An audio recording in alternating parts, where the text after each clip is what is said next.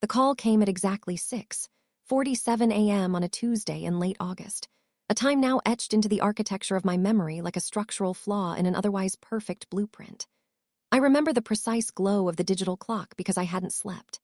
I'd been awake since 5:00 a.m., hunched over my drafting table in my San Francisco studio, burying my grief in the cold, hard logic of the Obsidian Heights project. I was staring at load-bearing calculations and steel frame specifications, trying to lose myself in the math of gravity and tension. Anything was better than the silence of an apartment that should have been filled with the laughter of 10-year-old girls. Anything was better than the haunting reality that I hadn't seen my daughters in 732 days. My phone buzzed, vibrating violently against the glass surface of the table. An unknown Los Angeles number pulsed on the screen. My heart did a slow, painful roll in my chest. Los Angeles was where they lived now. Los Angeles was where Harrison Thorne had taken them after the judge, swayed by a stack of orchestrated lies, ruled that I was unfit. That word still tastes like ash and iron in my mouth.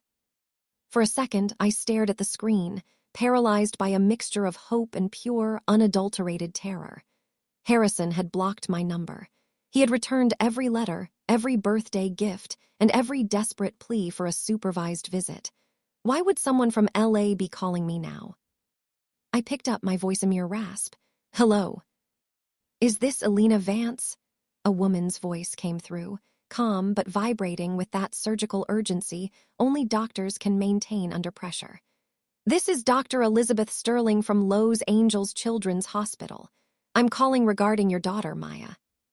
Maya, 2 syllables I hadn't been allowed to claim out loud for 2 years. My breath hitched, caught in the wreckage of my throat. What happened? Is she hurt? Was there an accident? Maya was admitted to our emergency department in the early hours of this morning, Dr. Sterling continued. I could hear the faint, rhythmic beeping of monitors in the background, a sound that made my skin crawl. Her white blood cell count is critically low, 1/200 cells per microliter. To put that in perspective, the normal range starts at 4,500.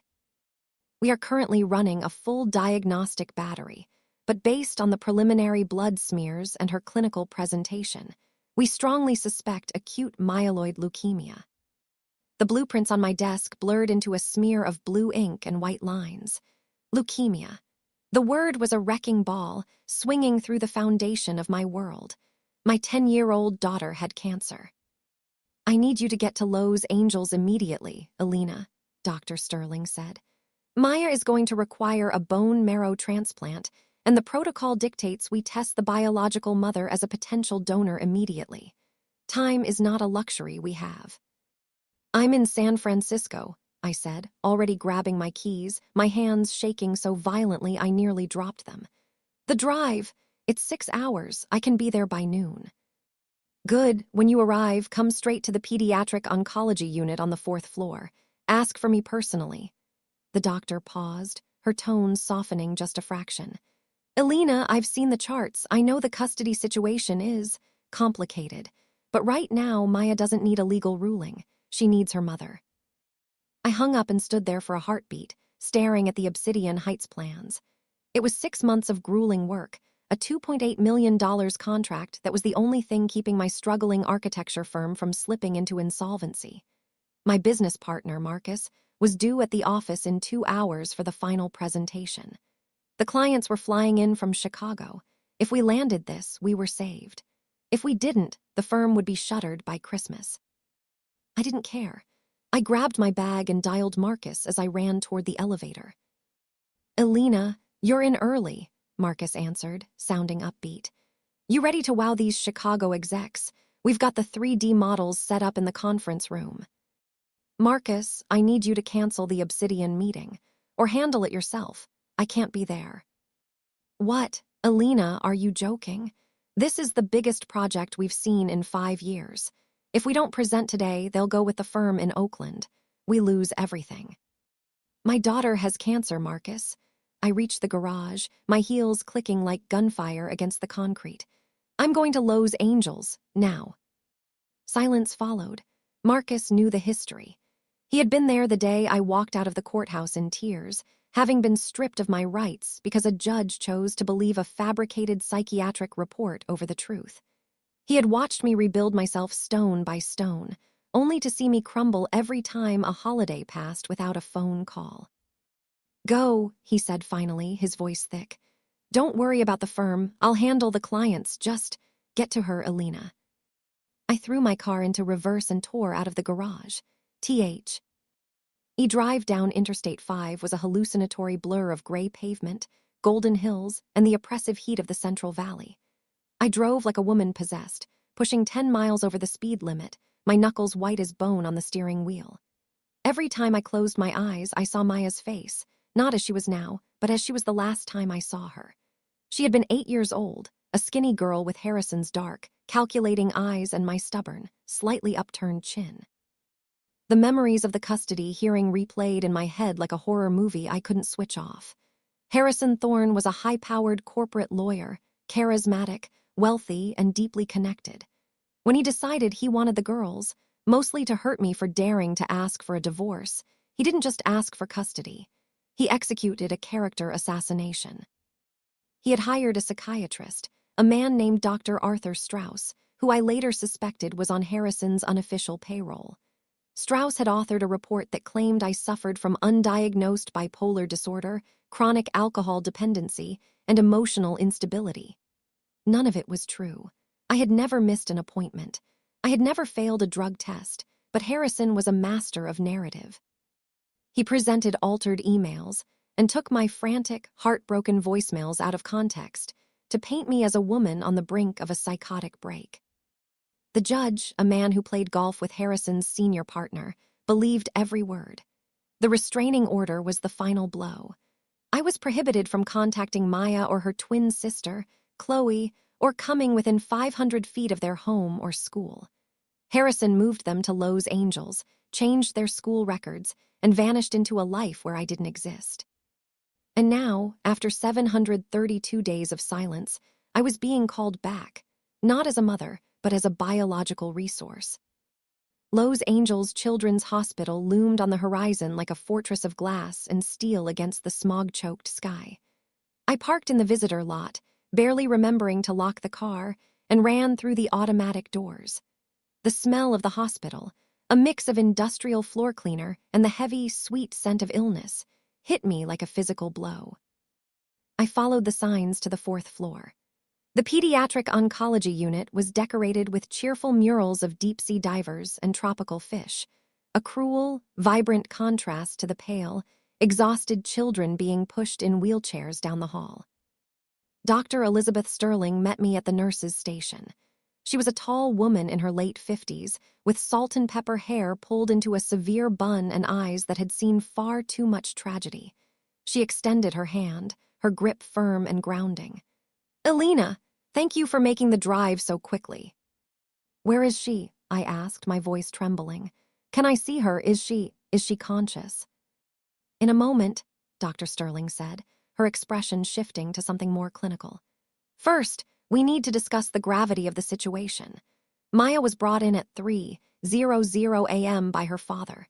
She had been experiencing extreme fatigue, frequent nosebleeds, and significant bruising for several weeks.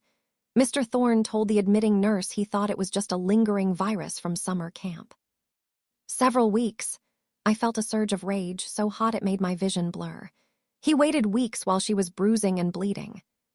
Dr. Sterling's expression remained neutral, but I saw a flicker of professional frustration in her eyes. "I cannot comment on Mr. Thorne's decisions. What I can tell you is that by the time she arrived, her blood counts were catastrophic.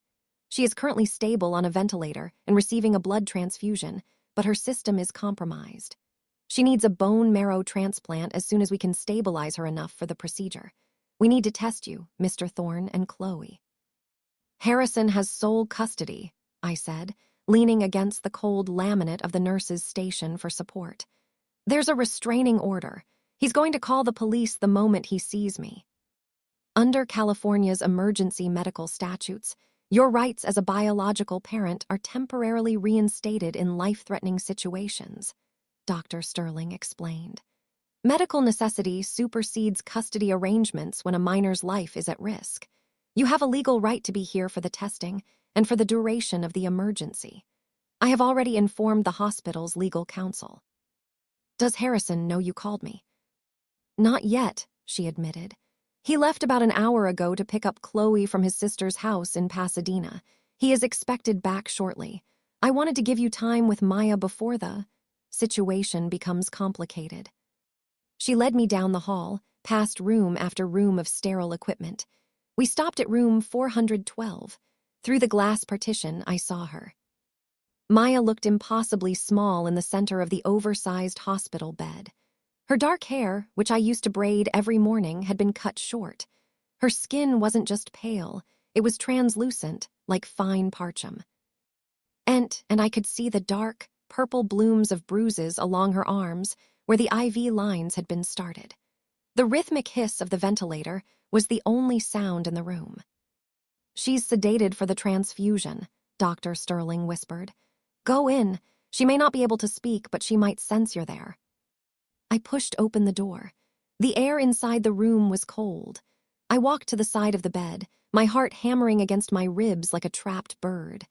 I reached out, my hand hovering over hers, terrified that if I touched her, she might break.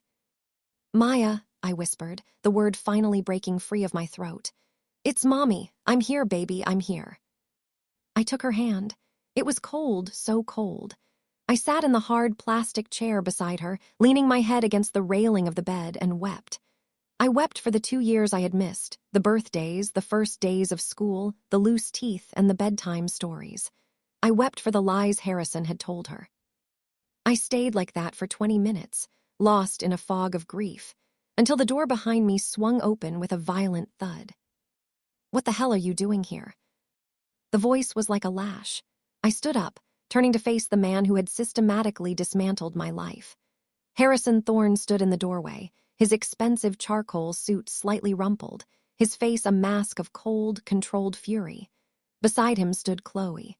She was taller, thinner, and she was looking at me with eyes that were wide with a terrifying mixture of recognition and fear. Get out, Harrison hissed, stepping into the room. You have no right to be in this room. You have no right to be in this city. I looked at my daughter Chloe, then back at Harrison. I felt the old fear trying to take hold, the familiar instinct to shrink back from his aggression.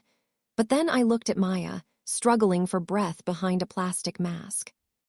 I'm not going anywhere, Harrison, I said, my voice coming out steadier than I ever thought possible. Maya is dying, and I am the only person in this room who can save her. So sit down, shut up, and let the doctors do their job. Because if you try to pull me away from her today, I promise you, I will make the last 2 years look like a vacation compared to what I'll do to you in court. Harrison's jaw tightened, his eyes narrowing to slits. For the first time in my life, I saw a flicker of something in his expression that wasn't superiority. It was the realization that the woman he had crushed 2 years ago was dead, and in her place stood a mother with nothing left to lose. The air in room 412 grew thick, heavy with the weight of 2 years of silence, and the sudden, violent intrusion of the past. Harrison Thorne stood at the foot of Maya's bed, his hands clenched into fists at his sides, his chest heaving under his bespoke charcoal suit. He looked older, the edges of his eyes mapped with lines that hadn't been there when he stood in that Portland courtroom, but the cold, calculating fire in his gaze remained unchanged. He was a man who viewed the world as a series of depositions, to be won and lives to be managed. I'm calling the police, Harrison said, his voice dropping to a dangerous, low vibrato. I'm calling my attorney. You are in direct violation of a standing court order, Elena. You have 5 seconds to remove yourself from this floor before I have you forcibly escorted out in handcuffs. Harrison, stop, I said, not moving an inch from Maya's side.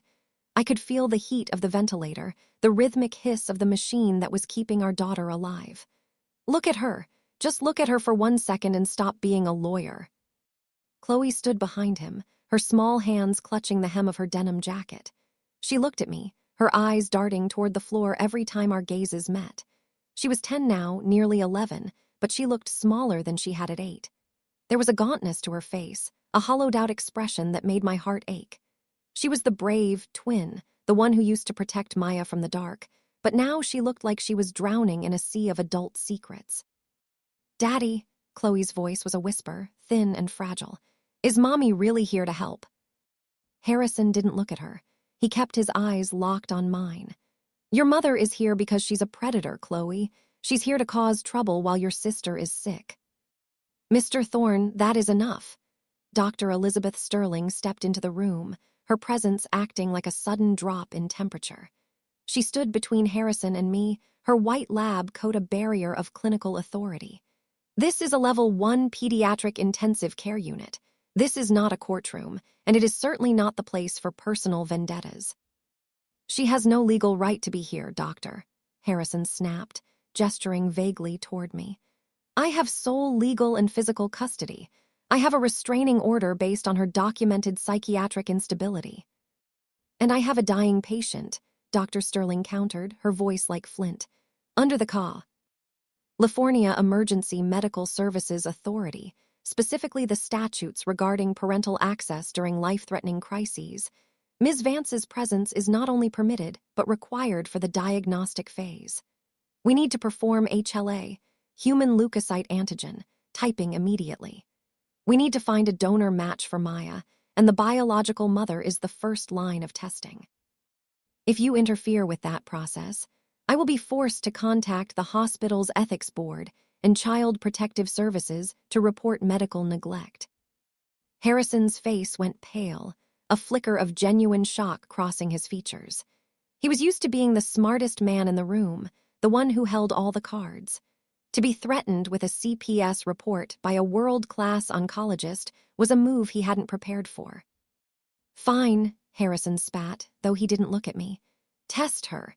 But the moment the needle is out of her arm, she leaves this floor. I want a security guard posted at the door." "That won't be necessary," Dr. Sterling said. "What is necessary is that we test everyone. You, Elena, and Chloe.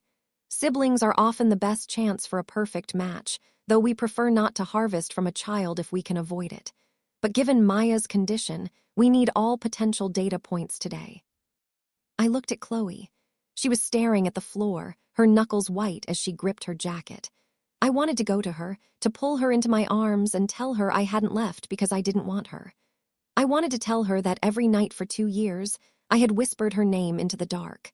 But the wall Harrison had built between us was still too high. "Mom," Chloe looked up, and for a fleeting second, the unfit labels and the court-ordered lies vanished. I saw my daughter. "Are you sick? Daddy said you were too sick to stay with us." The lie hit me like a physical blow to the stomach. Harrison had told them I was mentally ill, that I was a danger to them. He had framed my absence not as a legal theft, but as a personal failure. "I'm not sick, Chloe," I said, my voice thick with unshed tears. "I never was. I've been trying to find you every single day. I love you more than life itself." "Enough," Harrison barked, grabbing Chloe's shoulder. "We're going to the lab. Doctor, let's get this over with." The next 2 hours were a clinical blur. I was led to a small, sterile blood draw station where a nurse with kind eyes and steady hands took 4 vials of my blood. Harrison went next, followed by Chloe, who sat perfectly still, her face a mask of practiced stoicism that no 10-year-old should possess. After the blood was drawn, Harrison escorted Chloe to a private waiting area, refusing to let me speak to her again. I was relegated to the hospital cafeteria, a cavernous space filled with the smell of burnt coffee and the hushed murmurs of families in crisis. I sat at a corner table, my phone vibrating in my lap. It was Marcus. "Elena, the Chicago clients are furious. They're leaving for the airport in an hour. They're saying if the lead architect isn't at the table to defend the load-bearing specs, they're going with the firm in Oakland. Please tell me you can hop on a Zoom call." I stared at the message. The Obsidian Heights project. The $2.8 million lifeline. If I lost this, the firm was gone. I'd be broke, jobless, and even more vulnerable to Harrison's legal maneuvering. But then I looked up at the ceiling, thinking of the 4th floor, where Maya was fighting for every breath. "I can't, Marcus," I typed back, my fingers trembling. "I'm sorry. If we lose the contract, we lose it. I have to be here." I set the phone face down on the table. It buzzed again, but I ignored it. I sat there for hours, watching the sun dip behind the smog-filled horizon of Los Angeles, wondering how my life had narrowed down to the results of a blood test. Around 5:30 p.m., my phone rang. It wasn't Marcus. It was Dr. Sterling's office. "Ms. Vance, Dr. Sterling needs to see you and Mr. Thorne in the conference room on the 4th floor. Immediately." My heart hammered against my ribs. Had they found a match, or was Maya's condition worsening? I ran back to the elevators, my breath coming in short, jagged gasps. When I entered the conference room, Harrison was already there. He was sitting at the head of the long mahogany table, flanked by a woman I didn't recognize. She was in her mid-30s, polished, with blonde hair pulled into a tight, expensive ponytail and a sharp, fashionable suit. She had her hand on Harrison's arm, a possessive gesture that made my skin prickle. "This is Stephanie," Harrison said, his voice flat. He didn't offer a last name. "She's been helping me with the girls since you weren't around." I ignored her, sitting at the opposite end of the table as Dr. Sterling entered. The doctor looked tired, her brow furrowed as she looked at a digital tablet in her hand. She didn't sit down. She closed the door and leaned against it, her expression unreadable. "We have the preliminary HLA typing results," Dr. Sterling began. "I'll be blunt, we have a problem." "Am I a match?" I asked, leaning forward. "No," Sterling said. "You are a 3 out of 10 match. It's not enough for a safe transplant. The risk of graft versus host disease would be nearly 100%. Harrison cleared his throat, his lawyerly confidence returning. "And me, I assume as her father I'm the donor." Dr. Sterling looked at Harrison, and for a moment the room was silent. "Mr. Thorne, you are a 0 out of 10 match for Maya." Harrison laughed, a short, sharp sound of disbelief. "That's impossible. I'm her biological father. Even in the worst-case scenario, we should have a 50% haploidentical match. Check the samples. You must have mixed up the vials." "We didn't mix up the vials, Mr. Thorne," Dr. Sterling said, her voice dropping an octave. "We ran the test 3 times. We also ran a full genetic panel because the HLA markers were so anomalous. We used the maternal mitochondrial DNA from Elena as a baseline, and we compared it to the paternal markers in the girls." She paused, her gaze shifting between Harrison and me. "Elena Vance is the biological mother of both Maya and Chloe. There is no question there." "And," Harrison demanded, "get to the point, doctor." "The point, Mr. Thorne, is that you are not the biological father of Maya, nor are you the biological father of Chloe." The silence that followed was deafening. I felt the air leave my lungs. Harrison stood up, his chair screeching against the floor. "What kind of sick game is this? I was there when they were born. I signed the birth certificates. We've been a family for 11 years. "There's more," Dr. Sterling said, her eyes fixed on me. "Maya and Chloe are fraternal twins, dyszygotic. This occurs when 2 separate eggs are fertilized. But in this case, the DNA analysis shows that the twins have 2 different biological fathers." The room tilted. I gripped the edge of the table so hard my nails dug into the wood. 2 different fathers. It was a medical impossibility, a freak of nature. "It's a rare phenomenon called heteropaternal superfecundation," Dr. Sterling explained, her tone clinical now, as if she were lecturing a group of med students. "It occurs in roughly 1 in 400 twin pregnancies. It happens when a woman releases 2 eggs during a single ovulation cycle and has intercourse with 2 different men within a 24 to 48-hour window. Each egg is fertilized by a different man's sperm." Harrison turned to me, his face a mask of pure, unadulterated loathing. You disgusting, lying." "I didn't know," I whispered, the words barely audible. "Harrison, I swear I didn't know." But as I said it, the memory I had buried for 11 years surged to the surface. June 2015. Harrison and I had been fighting for months. He had become increasingly controlling, demanding I quit my job at the firm in Portland, wanting to move to Los Angeles where his real career was. We had a massive, screaming fight on a Thursday night. I had told him I wasn't sure I wanted to marry him. He had called me ungrateful and accused me of still being in love with Caleb Brooks, the man I'd been with before him. The next night, I had gone to an industry gala at the art museum. I was drinking too much wine, feeling lonely and suffocated. Caleb was there. He had always been the one I'd truly loved, the architect who understood the soul of a building, not just the cost of the materials. We had ended up at his apartment. It was a moment of weakness, a desperate search for the woman I used to be before Harrison started molding me into something else.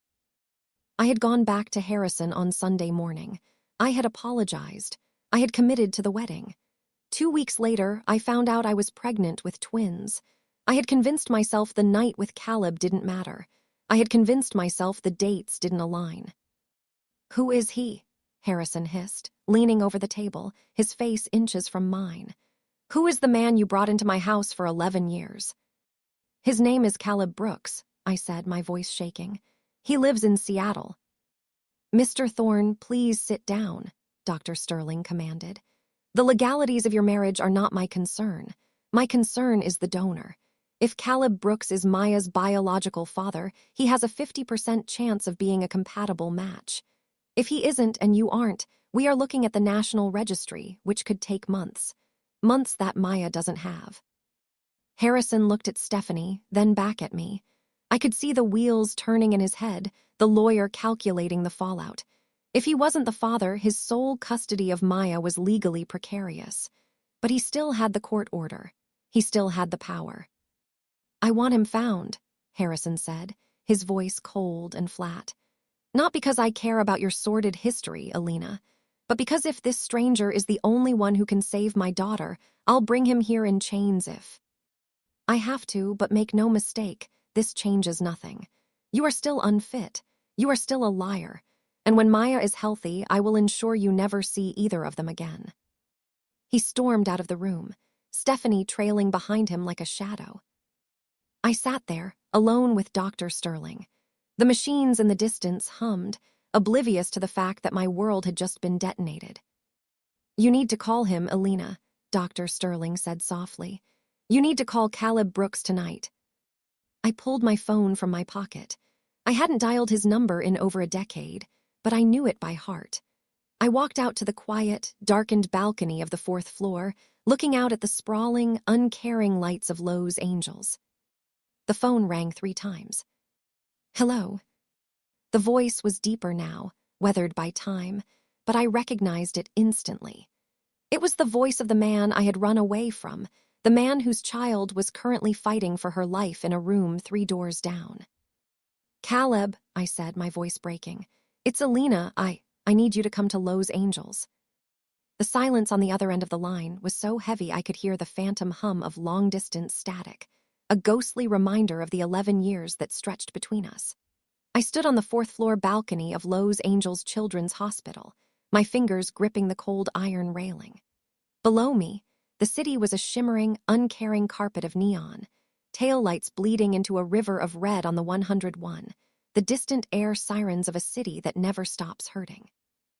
"Elena," Caleb's voice was a low vibration, thick with the kind of shock that renders a man immobile. "Is this a joke? Because if it is, it's the cruelest one I've ever heard." "I wish it were a joke, Caleb," I whispered, my voice caught in the back of my throat. "I'm at the hospital, our daughter. She has acute myeloid leukemia. She needs a bone marrow transplant and the doctors. They ran the DNA. Harrison isn't the father. They did a genetic profile, Caleb. Maya is yours." I heard a sharp intake of breath. I could almost see him in my mind, standing in his studio in Seattle, surrounded by balsa wood models and sketches of soaring glass towers. Caleb Brooks had always been a man of structures, of foundations, and I had just kicked the supports out from under his entire life. "Twins," he said, his voice cracking. "You had twins. I saw the announcement in the Portland Alumni magazine years ago. I thought they were his. I thought you moved on and built this perfect life with a man who could give you the world." "They are twins," I said, a tear finally escaping and tracking a cold path down my cheek. "But it's a medical anomaly. They have different fathers, Caleb. It sounds insane, I know. Dr. Sterling called it heteropaternal superfecundation. Chloe is Harrison's, but Maya is 99.9% you." "Maya," he repeated, the name sounding foreign and sacred in his mouth. How bad is it? She's on a ventilator. Her counts are bottoming out. If we don't find a donor match in the next week, we lose her. Harrison and I aren't matches. The doctors say because you're her biological father, you have a 50% chance of being a haploidentical match. Caleb, please. I know I have no right to ask you for anything after the way I left. I know I lied to myself and to you. But she's dying. I'll be there by morning, Caleb said, his voice suddenly hard, decisive. I'm catching the first flight out of SeaTac. Text me the room number. Elena. We're going to talk about June 2015. But right now, just hold on. I hung up and slumped against the railing, my legs finally giving out. The weight of the secret I'd been carrying, the secret I'd even hidden from my own soul, was gone, replaced by a terrifying new reality. I had spent 11 years convincing myself that the night in Caleb's apartment was a glitch, a momentary lapse in an otherwise stable trajectory toward Harrison Thorne. I had married Harrison in a white dress, walked down an aisle of lies, and birthed 2 girls into a household built on a fractured foundation. The next morning at exactly 9:15 a.m., I saw him. The hospital lobby was a chaotic swirl of doctors in scrubs and families clutching cafeteria coffee, but Caleb Brooks cut through the noise like a sharp, clean line on a drafting board. He was 42 now, his dark hair streaked with silver at the temples, wearing a simple navy sweater and jeans, the attire of a man who worked with his hands and his mind, a stark contrast to the performative power suits Harrison favored. His hazel eyes found mine, and for a heartbeat, the hospital vanished. We were back in Portland, back in the small, cramped apartment we'd shared during our 20s, before I let Harrison convince me that Caleb was going nowhere, and that I needed a man with real prospects. Caleb didn't say a word. He walked over and pulled me into a hug. It wasn't romantic. It was the desperate, grounding embrace of 2 people who were abo. To walk into a burning building together. I leaned into him, the scent of cedar and old paper, the scent of home, filling my senses. Where is she? He asked, pulling back, his hands steady on my shoulders. 4th floor, pediatric ICU. They're ready for your HLA draw. We walked to the elevators in a tense, purposeful silence. When the doors opened on the 4th floor, Harrison was there. He was standing by the nurse's station, looking like a vulture in a charcoal suit, sipping a double espresso and looking at his watch. When he saw Caleb, his face contorted into something primal, a mixture of classist disdain and wounded ego. He stepped forward, blocking the path to Maya's room. So the architect finally arrives, Harrison sneered, his voice loud enough to make a passing nurse pause. Tell me, Brooks, do you usually make a habit of fathering children with other men's wives, or was Elena a special project for you? Caleb didn't flinch. He didn't even look angry. He looked at Harrison with a quiet, devastating pity. I didn't know she was mine, Harrison. If I had, you wouldn't have been able to keep her from me for a single day. But right now, I don't give a damn about your pride. I'm here for my daughter. She is my daughter, Harrison hissed, stepping closer. On her birth certificate, in her school records, in the eyes of the Superior Court of California, she is a thorn. You are a biological accident. A biological accident who is currently the only person capable of keeping her alive. Dr. Sterling's voice cut through the air. She emerged from a consultation room, her eyes flashing with a cold, professional fury. Mr. Thorne, if you obstruct this man's path to the lab for 1 more second, I will have security remove you from the building, and I will initiate a formal grievance with the Bar Association for interference with life-saving medical care. Do I make myself clear? Harrison stepped back, his jaw working. He looked at me, his eyes promising a level of legal retribution that made my blood run cold, then turned and walked away toward the waiting room where Chloe was being kept. The blood draw took 20 minutes. I stood in the corner of the small lab, watching as the nurse tied the tourniquet around Caleb's forearm. He didn't look at the needle. He looked at me. Tell me about her, Caleb said softly. Maya, what is she like? She's brilliant, I said, a sad smile tugging at my lips. She builds things, Lego sets, cardboard forts, complicated little machines. I think she got your brain, Caleb. She's quieter than Chloe, more observant. She has this way of looking at a room like she's trying to figure out how the light hits the corners. And she's stubborn. God, she's so stubborn. Caleb's eyes softened. She sounds perfect. She is, and Caleb. Chloe is there too. She's Harrison's, but she's Maya's twin in every way that matters. They've never been apart. She's struggling. After the draw, Dr. Sterling pulled me aside. Her expression had shifted from the clinical resolve she'd shown Harrison to something deeply concerning. Elena, we need to talk about Chloe, Dr. Sterling said, her voice dropping to a whisper. We ran a routine physical on her yesterday as part of the sibling donor screening. While she isn't Maya's match, her own health markers are alarming. My heart skipped a beat. What do you mean? Is she sick too? Physically, she's malnourished, Sterling said, opening a digital file on her tablet. Her BMI is in the 5th percentile for her age. She has significant vitamin D and iron deficiencies, but more concerning are the behavioral markers. She has an irregular heart rate that spikes whenever her father enters the room. She exhibits hypervigilance. She's constantly scanning the exits and she flinches at loud noises. Elena, I've been a doctor for 30 years. Chloe isn't just a stressed kid. She looks like a child who has been living under a regime of chronic psychological trauma. The room felt like it was spinning.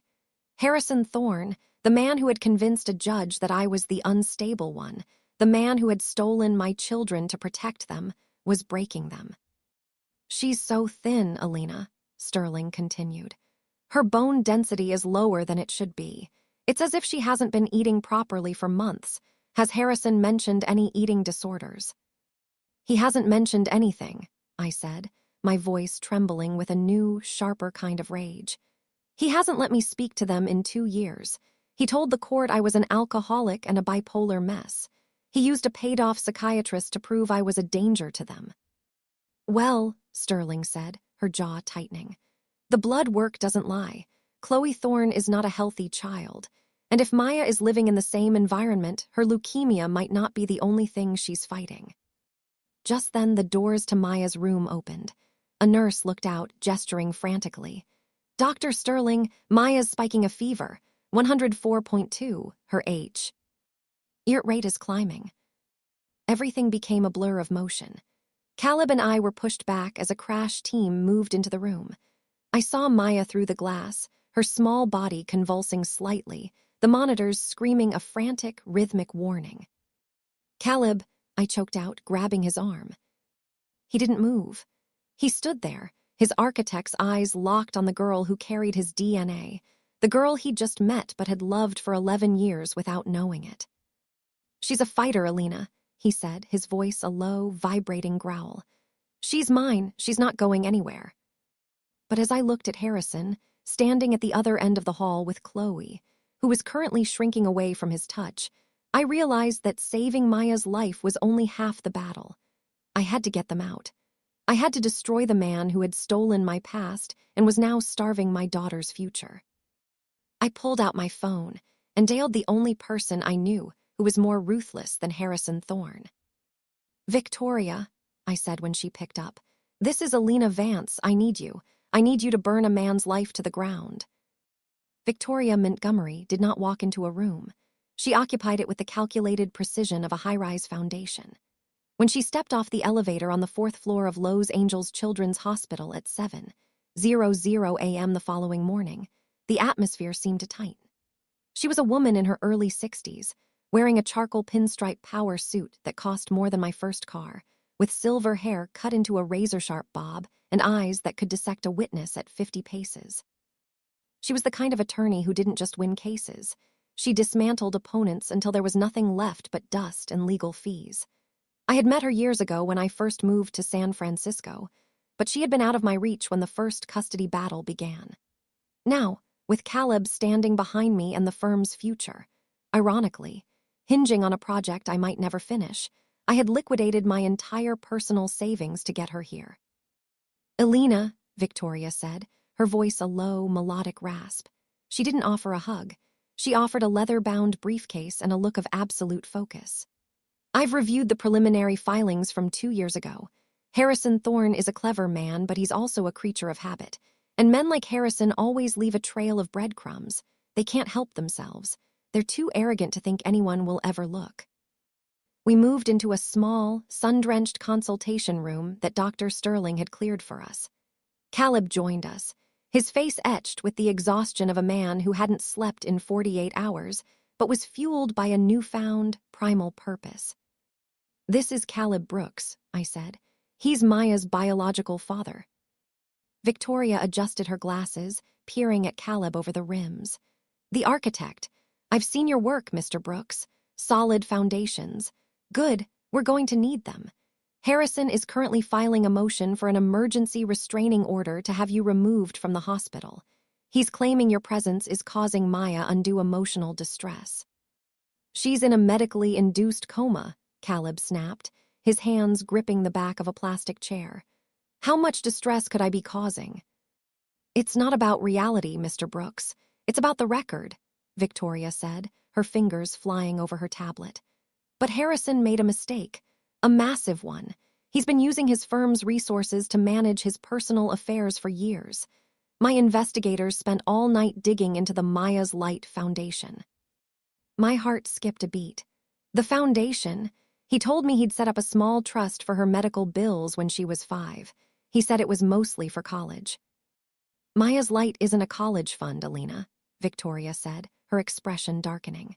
"It's a 500 that Harrison set up 6 months ago, right when Maya started showing signs of fatigue.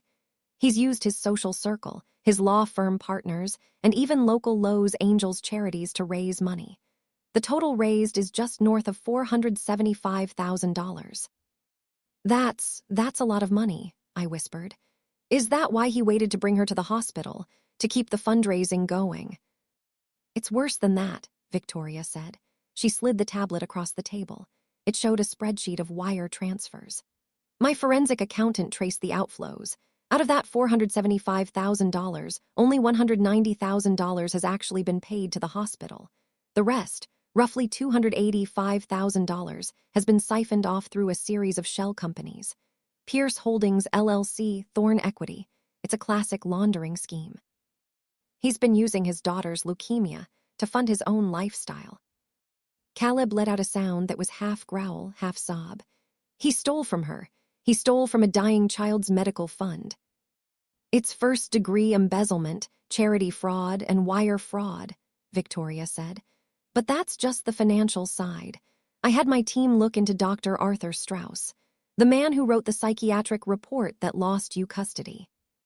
I leaned in, my breath hitching. "What did you find?"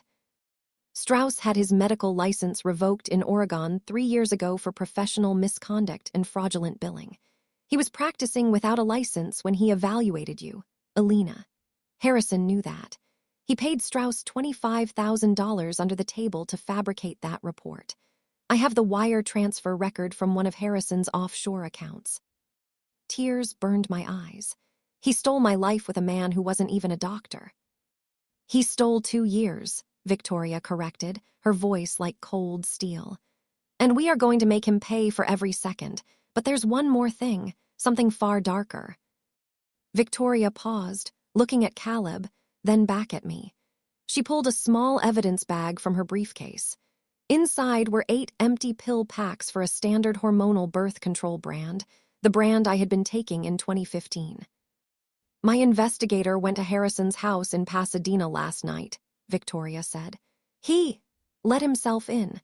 Harrison has a safe in his basement. These were inside, along with a receipt from an online pharmacy in Canada dated June 10th, 2015. I stared at the pill packs. "I don't understand. I threw those away years ago." "Look at the receipt, Elena," Victoria urged. I picked up the tablet.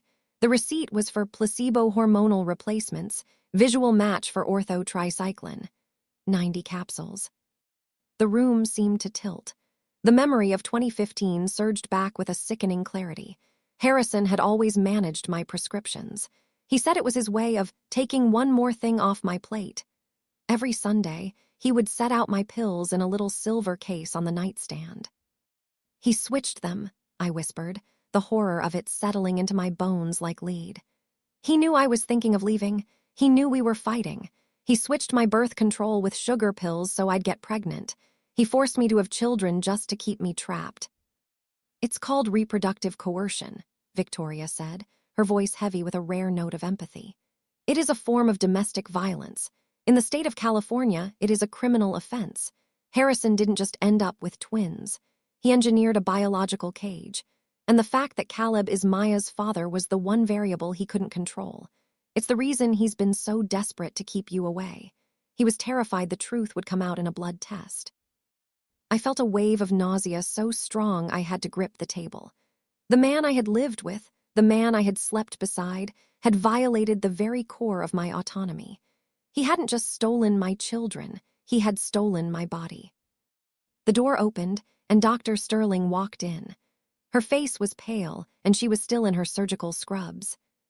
"We can't wait any longer," Sterling said, looking at Caleb. "Maya's white cell count has dropped to 800. Her kidneys are starting to show signs of stress from the infection. Caleb, the HLA typing is back. You are a 5 out of 10 match, a haploidentical match. It's not perfect, but it's our only shot. We need to start the harvest now." Caleb stood up immediately. There was no hesitation, no fear. "What do I need to do?" "We'll take you to the surgical suite for a bone marrow harvest," Sterling explained. "It's a painful procedure, Caleb. We'll be extracting liquid marrow from your pelvic bones under general anesthesia.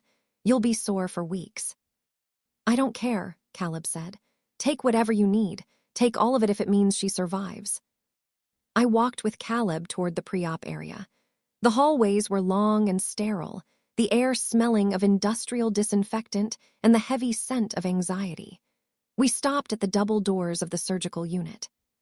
"Caleb," I said, grabbing his hand. "Thank you. I don't know how to apologize for the last 11 years. "Don't," he said, pulling me into a brief, fierce embrace. "I'm not doing this for you, Elena, and I'm not doing it because I have to. I'm doing it because she's my daughter, and for the first time in my life, I know exactly where I'm supposed to be." He disappeared behind the doors, and I was left alone in the hallway. I turned around to find Harrison standing there. He was lean and polished, his charcoal suit still perfectly pressed, but his eyes were bloodshot. He had Chloe with him. She was sitting on a bench nearby, clutching a stuffed elephant, her face a mask of terrifying apathy. "I know what you're doing, Elena," Harrison said, his voice a low hiss. "I know you brought that low-rent architect here. You think a blood transfusion is going to change a court order. You think because you found some discrepancy in the records, you can take what's mine." "She isn't yours, Harrison," I said, stepping toward him. I didn't feel afraid anymore. The fear had been burned out of me by the revelation of his betrayal. "Maya is Caleb's, and Chloe is starving. I've seen the reports, Harrison. I know you've been withholding food from her as discipline. I know about the Maya's Light Foundation. I know about the placebo pills." Harrison's expression did. "Ent change, but a muscle in his jaw ticked. You have no proof of anything." "Victoria Montgomery is in the other room, Harrison," I said, my voice rising. "She has the bank records. She has the pharmacy receipt. She has the Strauss deposition. You're not just going to lose custody. You're going to lose your license. You're going to lose your freedom. And when the FBI gets done with you, you won't have enough money left to buy a sandwich, let alone a lawyer." Harrison stepped closer, his shadow falling over me. "I am a partner at Thorne and Associates. I have friends in the DA's office. I have judges who owe me favors. You're a failing architect from San Francisco with a history of instability. Who do you think the world is going to believe?" "They're going to believe the blood," I said. Just then a nurse ran out of Maya's room. "Dr. Sterling, she's crashing, VFib." The code blue alarm began to wail, a high-pitched, rhythmic scream that tore through the hallway. Doctors and nurses swarmed past us. Harrison stood frozen, his eyes wide. Chloe started to scream, a high, thin sound of pure terror. I ignored Harrison. I ran toward Maya's room. Through the glass, I saw them charging the paddles. "Clear." Maya's body jerked on the bed. "Nothing, again, 200 joules, clear." I fell to my knees against the glass, my hands pressed against the cold surface. "Please," I whispered into the sterile air. "Please don't take her yet. Not now that we finally know the truth. In the pre-op bay, Caleb was already under anesthesia, unaware that the daughter he had just claimed was slipping away. And in the hallway, Harrison Thorne stood watching his empire of lies begin to burn, his only concern not for the life of the child in the room, but for the paper trail that was about to lead him to a cell. The hospital hallway was a tunnel of sterile white, vibrating with the high-pitched shriek of the code blue alarm. It was a sound designed to trigger a primal, visceral response, the sound of a life trying to leave a body. I remained pressed against the cold glass partition of room 412, my breath hitching in a series of jagged, shallow gasps. My palms were flattened against the surface, the chill of the glass seeping into my skin. Inside the room, the world was a frantic, choreographed chaos of blue scrubs and silver instruments. Dr. Sterling was at the head of the bed, her face a mask of terrifying focus. "Increase to 300 joules, she barked. The nurse adjusted the dial on the defibrillator. The machine let out a rising whine, a sound like a jet engine preparing for takeoff. "Clear." Maya's small, frail body arched off the bed as the electricity surged through her, a violent jolt that looked more like an assault than a rescue. Her head snapped back, her eyes remaining closed, her translucent skin reflecting the harsh fluorescent glare. The monitor was a flat, unyielding line of green. "No pulse, again," Sterling commanded. I felt a hand on my shoulder, heavy and grounding. It was Victoria Montgomery. She didn't say anything. She just stood there, her presence a silent, ironclad anchor in a storm of absolute grief. "Clear." Another jolt, another silence. The rhythmic hiss of the ventilator felt mocking now, a machine pumping air into a vessel that no longer had a captain. Then a flicker. A jagged, uneven spike appeared on the monitor. A slow, tentative beat broke the silence of the room. "We have sinus rhythm," a nurse exhaled, her voice thick with a relief that bordered on exhaustion. "Heart rate is 62. Blood pressure is 80/45. She's stabilizing." Dr. Sterling didn't celebrate. She began calling for a litany of medications, epinephrine, bicarb, dopamine, to bolster the fragile rhythm they had just reclaimed. She looked through the glass, her hazel eyes finding mine. She didn't smile, but she gave a single, sharp nod of acknowledgement before turning back to the monitors. I leaned my forehead against the glass and finally let out the breath I hadn't realized I was holding. Maya was still here, for now. "Come with me, Elena," Victoria said softly. "You can't do anything more here, and you're going to pass out if you don't sit down. Caleb is still in the harvest." I allowed myself to be led down the hall, my legs feeling like they were made of water. We walked past the waiting room where Harrison Thorne sat in a corner. He wasn't praying. He wasn't weeping. He was on his phone, his thumb flying over the screen, his face a mask of calculated panic. Beside him, Chloe sat on the floor, her back against the wall, her small body curled into a ball of denim and stuffed animals. She looked like she was trying to disappear into the drywall. Harrison looked up as we passed. He didn't ask if Maya was alive. "I've spoken to my associates," Harrison said, his voice a low, vibrating growl directed at Victoria. "The Maya's Light Foundation is a perfectly legal nonprofit. Every cent is accounted for as administrative overhead our treatment-related logistics. If you try to file for embezzlement, I'll countersue for defamation before the ink is dry on the petition." Victoria didn't even slow her pace. She didn't look at him. She simply said, "We'll talk in court, Harrison. Bring your checkbook," and a toothbrush. We reached a quiet alcove in the surgical waiting area, 2 floors down. The air here was still, smelling of stale coffee and industrial lavender. I sank into a vinyl chair, the silence of the hospital settling over me like a heavy shroud. My mind, unable to process the trauma of the last hour, retreated into the past. It fled to June 2015, the month my life was hijacked. I remembered the rain in Portland. It was a soft, relentless drizzle that made the city look like a charcoal sketch. Harrison and I had been living in a high-rise downtown, a place that felt more like a showroom than a home. He had already begun the process of optimizing my life. He'd told me my architecture firm, Vance and Associates, was a hobby, and that we needed to move to Los Angeles for his career. "You're a brilliant designer, Elena," he'd told me, his voice smooth as silk. "But the money isn't there. We need a future. We need a real life." We had fought for 3 days straight. I felt like I was being slowly erased, my identity being sanded down to fit into the sleek, professional life Harrison had planned for us. Then came the gala, the Portland Art Museum. The air was thick with the scent of expensive perfume and the high-pitched tinkling of champagne glasses. I was standing in front of a Rothko, a deep, bleeding red that felt like a mirror to my own soul, when I saw Caleb Brooks.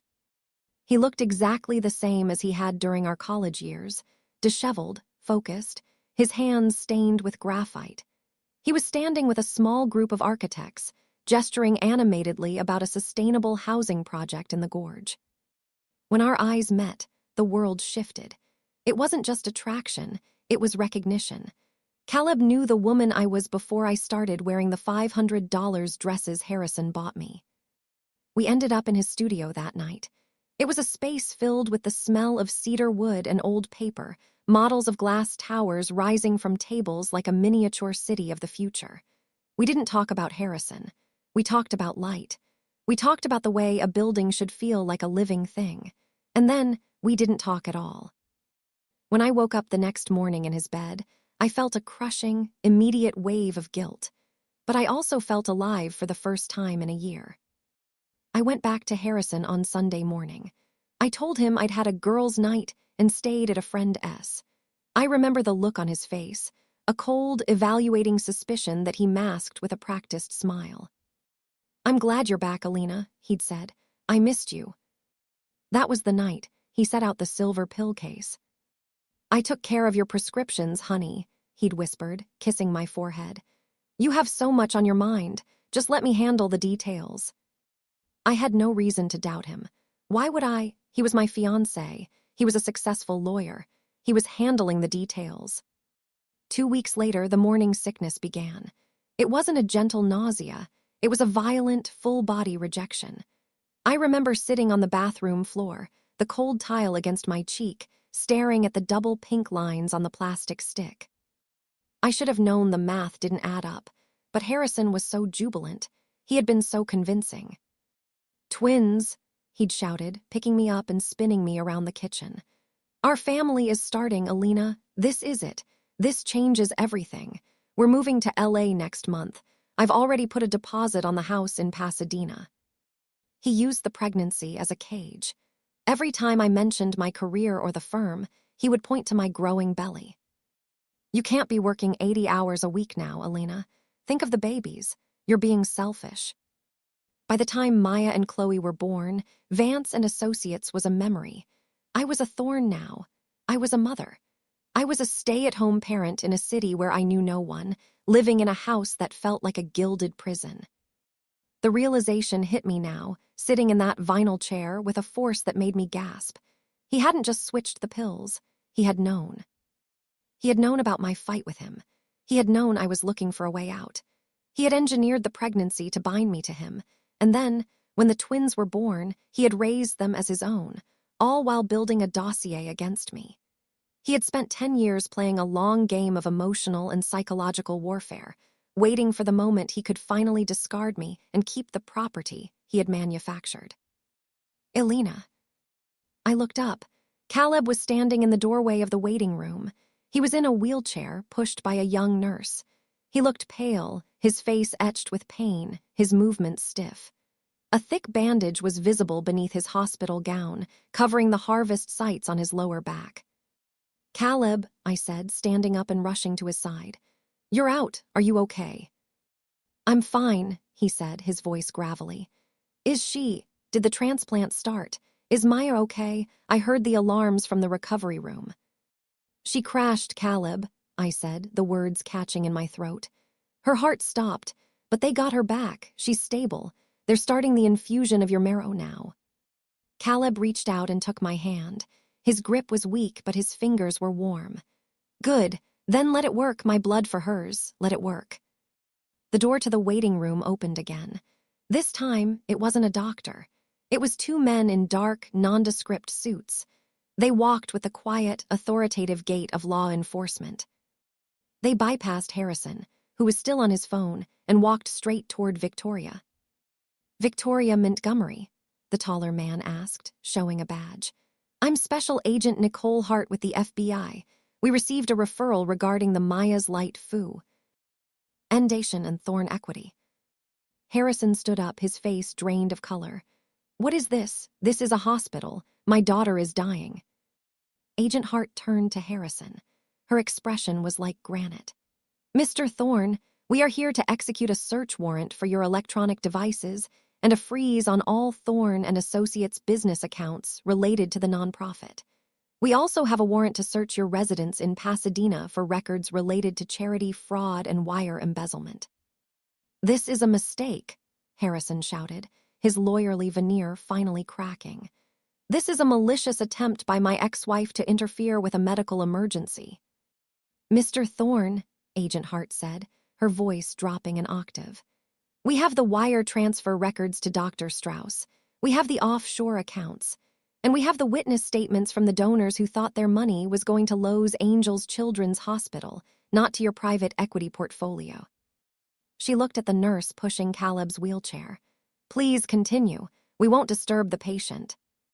As they led Harrison toward the hallway to conduct the search of his person, he looked back at me. For the first time in 11 years, I saw fear in his eyes. It wasn't the fear of a grieving father. It was the fear of a cornered animal who knew the hunter had finally found his tracks. Caleb watched them go, then looked at me. "Is it starting, Elena? Is the truth finally coming out?" "It's starting, Caleb," I said, looking toward the elevator that would take us back up to the 4th floor. "But it's not just the money. He's going to answer for everything. For the pills, for Strauss, for 2 years of silence." The elevator dinged.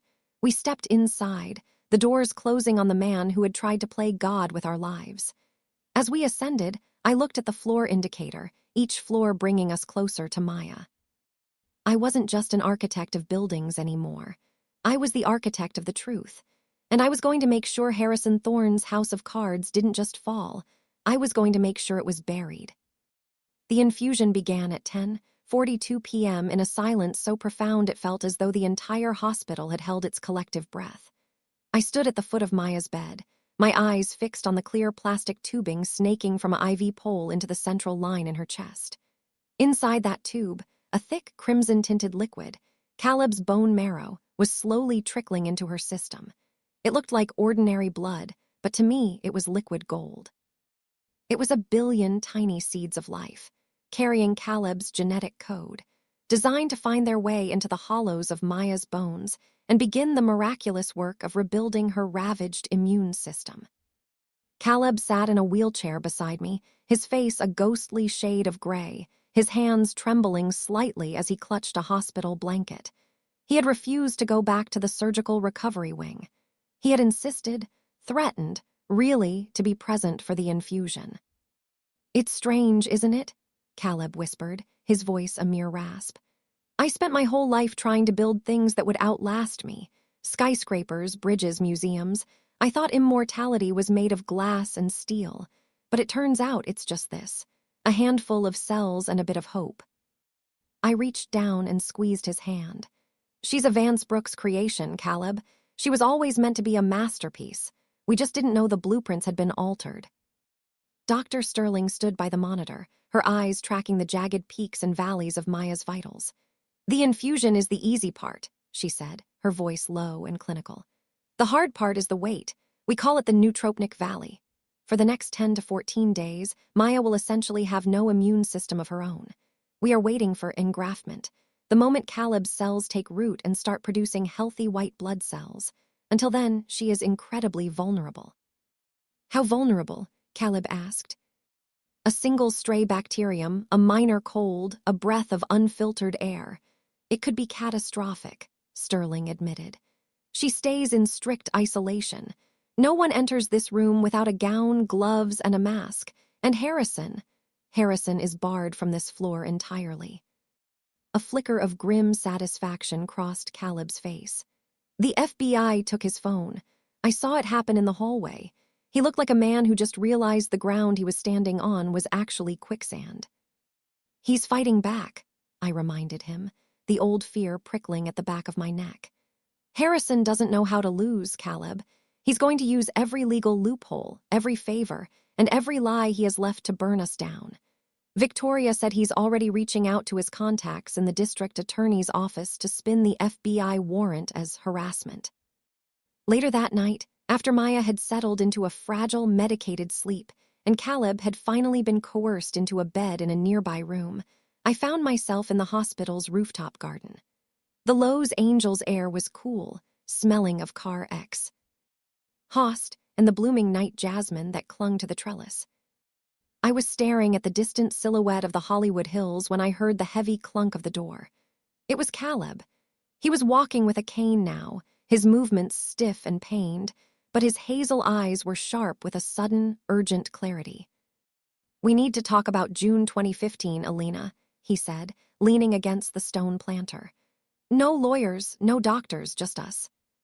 I turned to face him, the guilt I'd been carrying for 11 years finally bubbling to the surface. "I'm so sorry, Caleb. I was scared. Harrison was. He was a storm I didn't know how to navigate. He made me feel like I was failing at everything.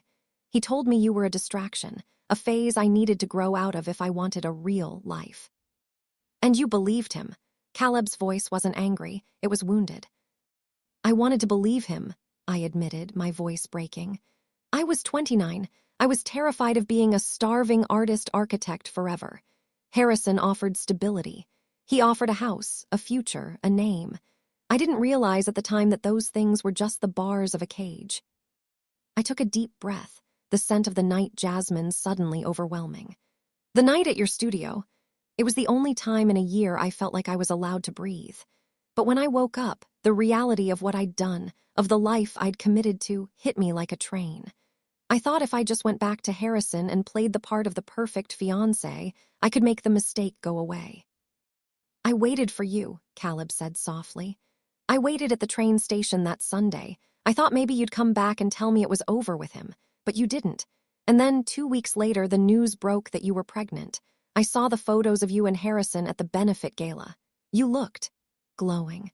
I told myself that if you were happy, I had to let you go. I didn't want to be the man who destroyed a family." "I wasn't glowing, Caleb," I whispered. "I was trapped. I had no idea Harrison had sabotaged my birth control. I thought it was a miracle or a curse. I convinced myself the dates didn't align because I had to. I couldn't bear the thought of what Harrison would do if he found out Maya wasn't his." Caleb moved closer, the tip of his cane clicking against the concrete. "He knew, didn't he? Not for sure, maybe, but he suspected. That's why he moved you to LA, that's why he cut off all your friends from Portland. He was isolating his assets." "He treated Maya and Chloe like assets," I agreed. "But something changed in the last year. Victoria's investigators found that Harrison's firm was under internal audit. He was losing money. His lifestyle was a facade built on credit and embezzled funds. That's when he started the foundation. That's when he started using Maya's illness as a revenue stream." Caleb's jaw tightened. "And Chloe," Sterling said, "she's malnourished. Why would a man with $500,000 in a charity fund starve his own daughter?" "Control," I said, the realization chilling me to the bone. "Harrison views food and affection as rewards. If Chloe didn't play the part of the perfect, grateful daughter, he withheld them. He was conditioning her, Caleb. He was breaking her so she would never tell anyone what was happening in that house." The door to the rooftop garden swung open again. It was Dr. Sterling. Her face was illuminated by the blue light of her tablet, and she looked grimmer than I had ever seen her. "Elena, Caleb, you need to see this," Sterling said, gesturing for us to follow her back inside. We walked to her office, a small room cluttered with medical journals and framed diplomas. She pulled up a series of high-resolution X-rays on a large monitor. "These are Chloe's scans from this afternoon," Sterling began, pointing to a series of faint, translucent lines on the girl's ribs and forearm. "They're called Harris lines. They occur when bone growth is arrested due to periods of severe malnutrition or physical trauma. Based on the spacing of these lines, Chloe has experienced at least 4 distinct periods of starvation over the last 24 months. My God, I gasped, covering my mouth. He was starving her for weeks at a time. There's more, Sterling said, switching the image to a series of brain scans. This is a functional MRI we ran to check for neurological markers of chronic stress. Chloe's amygdala, the brain's fear center, is enlarged and hyperreactive. Her prefrontal cortex, which manages emotional regulation, is underdeveloped. This is the brain of a child who has lived in a state of war-zone stress. Sterling looked at me, her eyes filled with a rare, burning empathy. Elena, Harrison Thorne didn't just neglect Chloe. He was performing a slow-motion execution of her spirit. If we don't get her away from him permanently, the damage will be irreversible. He's in jail, isn't he? Caleb asked. The FBI took him. He's in custody for questioning, Steve. Arling corrected. But his lawyers are already filing for bail.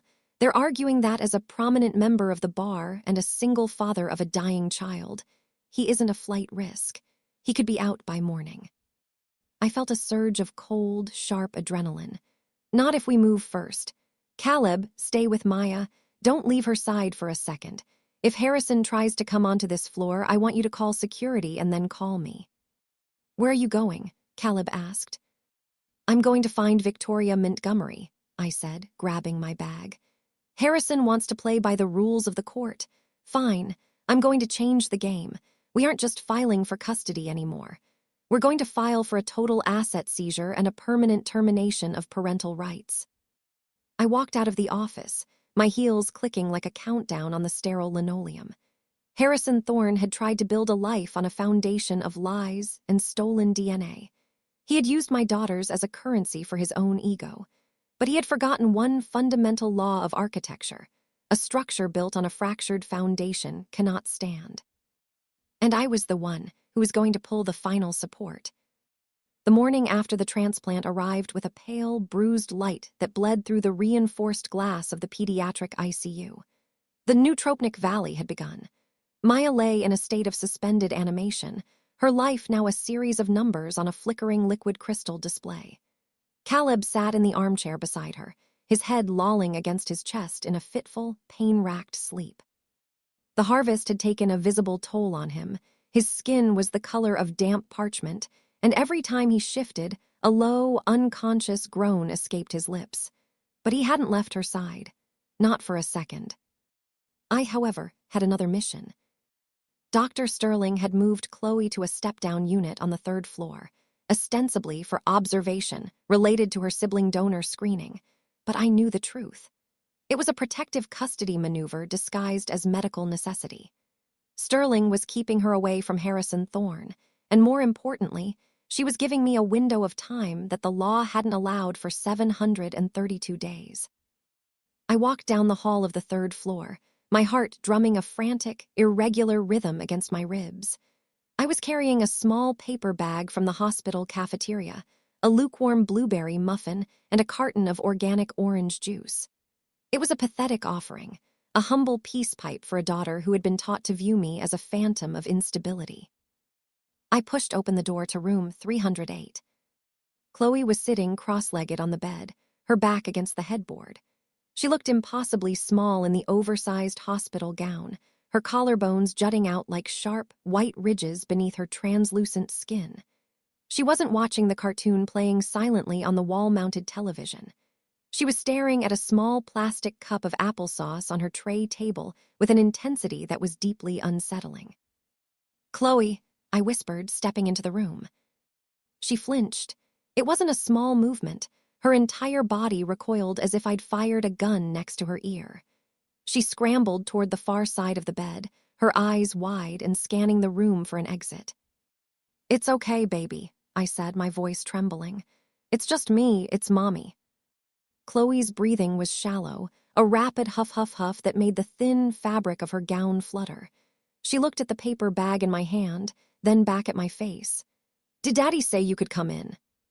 The question felt like a shard of glass in my chest. "Daddy isn't here right now, Chloe. Dr. Sterling said I could spend some time with you. I brought you a muffin from the cafeteria." I walked slowly toward the bed, as if I were approaching a wounded animal. I set the bag on the edge of the tray table and sat in the vinyl chair beside her. Chloe didn't reach for the bag. She didn't even look at it. She kept her eyes locked on the door. He'll be mad. He says we're only supposed to eat when he says. He says if we eat without asking, we're being gluttonous. That's a bad word, Mommy. It means you're greedy. I felt a surge of cold, white-hot fury toward Harrison Thorne. You aren't greedy, Chloe. You're a growing girl. You're supposed to eat whenever you're hungry. That's what bodies need. Not my body, she whispered, her voice so thin it was almost translucent. Daddy says Maya is the sick one, so she gets the medicine and the special shakes. But he says I'm the strong one. He says if I get fat, I won't be able to help Maya when she needs my blood. He says I have to stay efficient. Efficient? Harrison had talked about his law firm's billable hours as efficient. He'd talked about the load-bearing specs of my buildings as efficient. And now, I realized with a sickening clarity, he had applied the same cold, industrial logic to our daughter's developing body. He wasn't just neglecting her. He was optimizing her for parts. Chloe, look at me, I said, lean. Ing forward. She slowly turned her head. Up close, the damage was even more apparent. Her hair, once thick and chestnut like mine, was brittle and thinning at the temples. There was a fine, downy hair, lanugo covering her cheeks and arms, the body's desperate attempt to insulate itself when there is no body fat left to do the job. Her eyes were sunken, surrounded by dark, bruised circles of chronic exhaustion.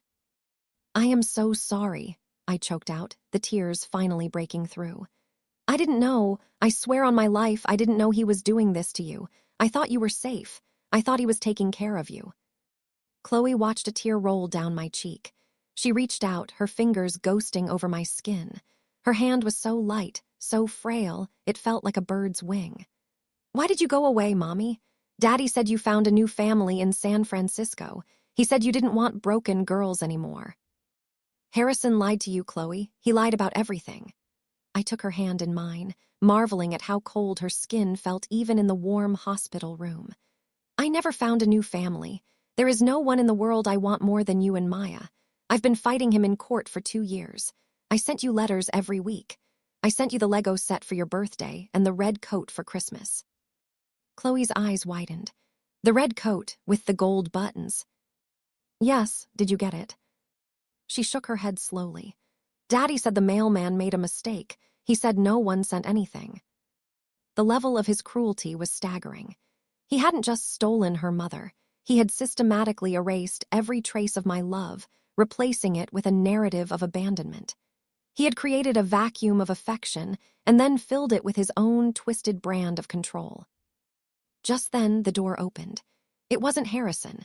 It was Dr. Sterling, followed by a woman in a dark suit with a clinical, no-nonsense air. Elena, this is Dr. Harrison Thorne. No relation to Harrison, Sterling said, her voice tight. She's a forensic pediatrician from the Child Advocacy Center. We need to perform a full skeletal survey and a clinical documentation of Chloe's physical state. Chloe shrank back, her hand flying to her throat. Am I in trouble? No, sweetheart, Dr. Harris said, her voice remarkably gentle. You aren't in trouble at all. We just want to take some pictures and some measurements so we can help your body get strong again, like Maya's. I stayed in the room as they worked. I watched as they measured the circumference of Chloe's upper arm, a number so small it made Dr. Harris pause and close her eyes for a second. I watched as they documented the brittle texture of her nails and the way her heart rate spiked to 140 beats per minute just from the stress of being touched. Elena, a word, Dr. Sterling signaled toward the hallway. We stepped out, leaving Chloe with the forensic specialist. Sterling leaned against the wall, her face etched with a profound professional grief. We found something else, Sterling said, handing me a printout of Chloe's dental x-rays. Look at the enamel on her molars. It's severely eroded. This isn't from poor hygiene. It's from chronic exposure to stomach acid. Is she purging? I asked, the word feeling like a curse. No, Sterling said. It's called rumination syndrome. It's often seen in children who have been subjected to extreme food insecurity or trauma. They involuntarily regurgitate food as a way to self-soothe, or because their digestive system has literally forgotten how to process a full meal. Chloe's body is in such a state of chronic fight or flight that her parasympathetic nervous system has basically shut down. "He's killing her, Elizabeth," I said, the rage now a cold, vibrating thing in my chest. "He's killing one daughter with leukemia and the other with a cage of his own making." "Victoria Montgomery is waiting for you in the cafeteria," Sterling said. "She has the FBI's preliminary report on Harrison's bail hearing." I ran to the cafeteria. Victoria was sitting at a corner table, surrounded by stacks of legal folders and 2 empty espresso cups. She looked like a general preparing for the final assault. "Bad news first," Victoria said, not looking up from her tablet. "Harrison's lawyers are good, very good. They argued that the charity fraud was an accounting discrepancy and that the offshore accounts were part of a legitimate international legal practice. He's out, Elena. He posted a $500,000 bond an hour ago." "He's out," I shouted, drawing looks from the nearby tables. "He's out on the street while Chloe is in that bed with Harris lines on her ribs." "He's out, but he's under a no-contact order with the hospital," Victoria said, her eyes flashing. "If he steps foot on this property, he goes straight back to a cell. But Harrison doesn't care about orders. He cares about his image. And right now, his image is a man whose wife is manipulating his sick children." "What's the good news?" I asked. "Ed," my voice trembling. "The good news is that we have the search warrant returns from his house in Pasadena," Victoria said, pulling a grainy photo from a folder. "My investigator found a hidden room in the basement. It wasn't a panic room, Elena. It was a study for the girls. It had no windows. It had a lock on the outside, and it had a camera system that fed directly to Harrison's phone." I felt the air leave my lungs. "He was filming them." "He was monitoring them," Victoria corrected. "Every minute of every day, we've recovered the hard drives. There are hundreds of hours of footage of Chloe sitting in that room waiting for him to come home. We have footage of him disciplining her. He didn't hit her, Elena. He was smarter than that. He just ignored her for 12 hours at a time. He would put a plate of food on a high shelf where she couldn't reach it and tell her she could have it when she learned to show proper respect." I stood up, my chair screeching against the floor. "I'm going to kill him." "No," Victoria said, grabbing my wrist with a grip of surprising strength. "You're going to be a mother. You're going to stay here with Chloe and Caleb. You're going to let me and the FBI handle the killing. Because tomorrow, we aren't just filing for custody. We are filing a criminal complaint for torture of a minor under California Penal Code 206. Just then, my phone buzzed. It was a text from an unknown number. "I see you, Elena. I see the architect trying to play lawyer. You think you can take my life? You think you can take my daughters? I built this family, and I will burn it to the ground before I let a failure like you have a single piece of it. Enjoy the hospital. It's the last time you'll see them in one piece." I showed the screen to Victoria. "He's spiraling," Victoria said, her face pale. "This isn't a lawyer talking. This is a man who has lost his grip, Agent Hart." The FBI agent, who had been sitting 2 tables away, stood up immediately. "Harrison Thorne just sent a death threat to the petitioner," Victoria said, handing her the phone. "I want a protective detail on Maya and Chloe's rooms, and I want a warrant for Thorne's immediate arrest for witness intimidation."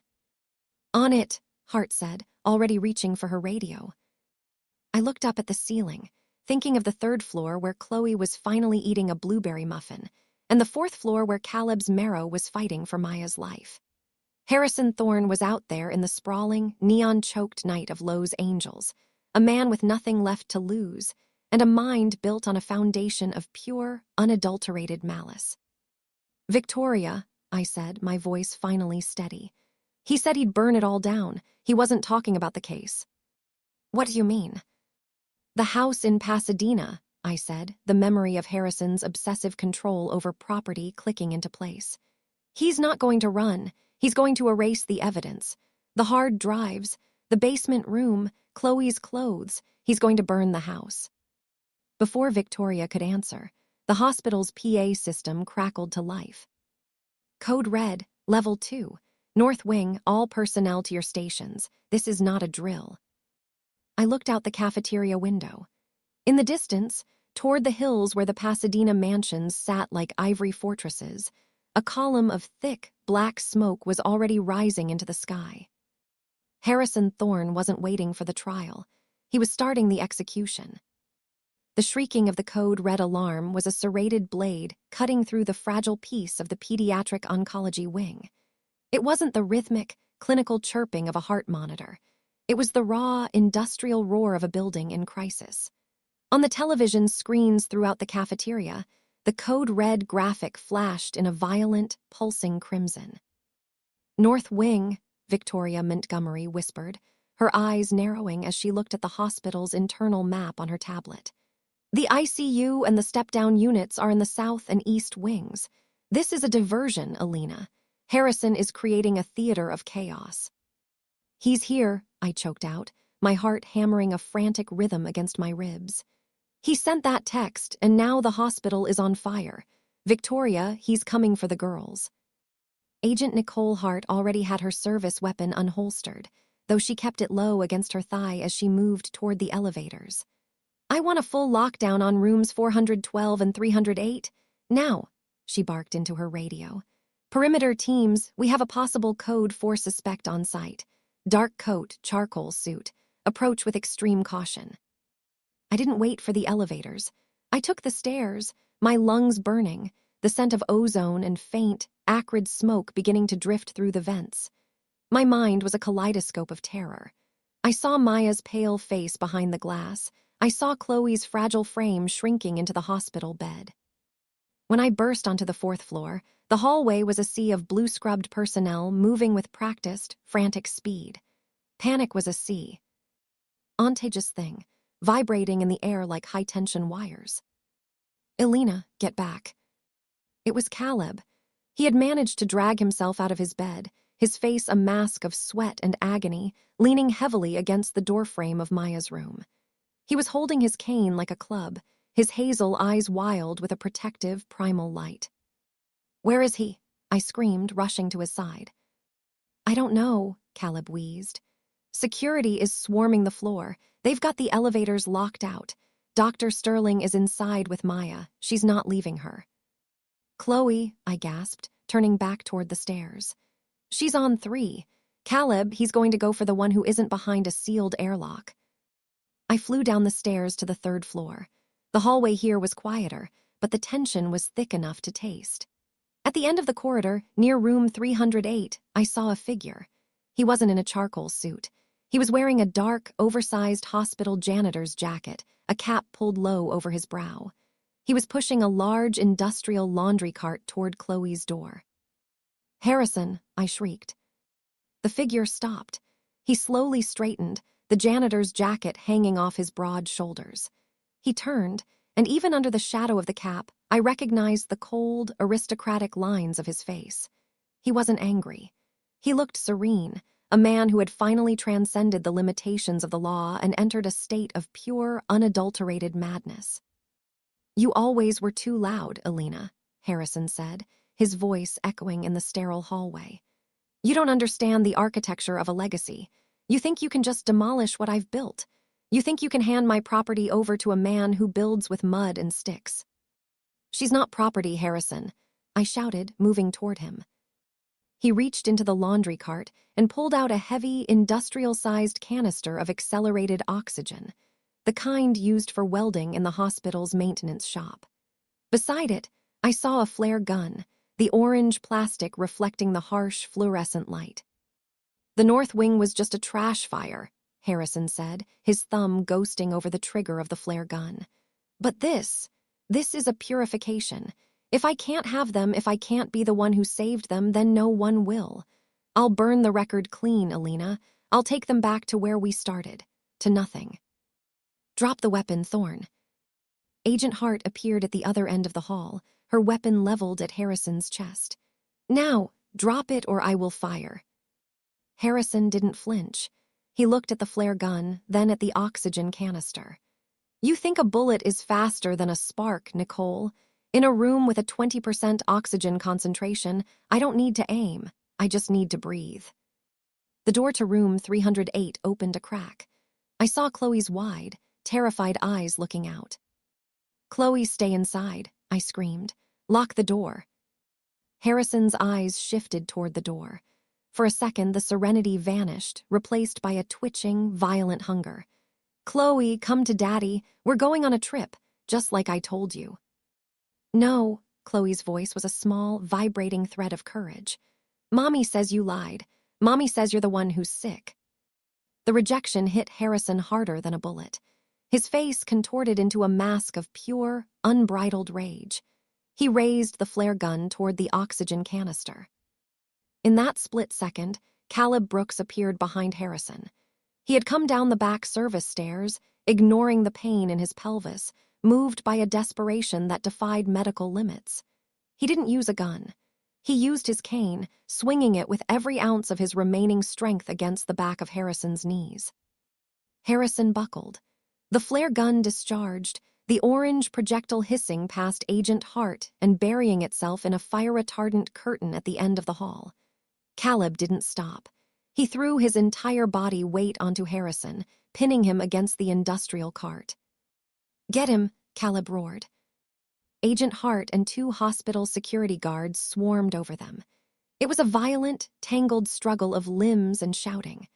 I ran past them, throwing my shoulder against Chloe's door, locking it from the inside the moment I was through.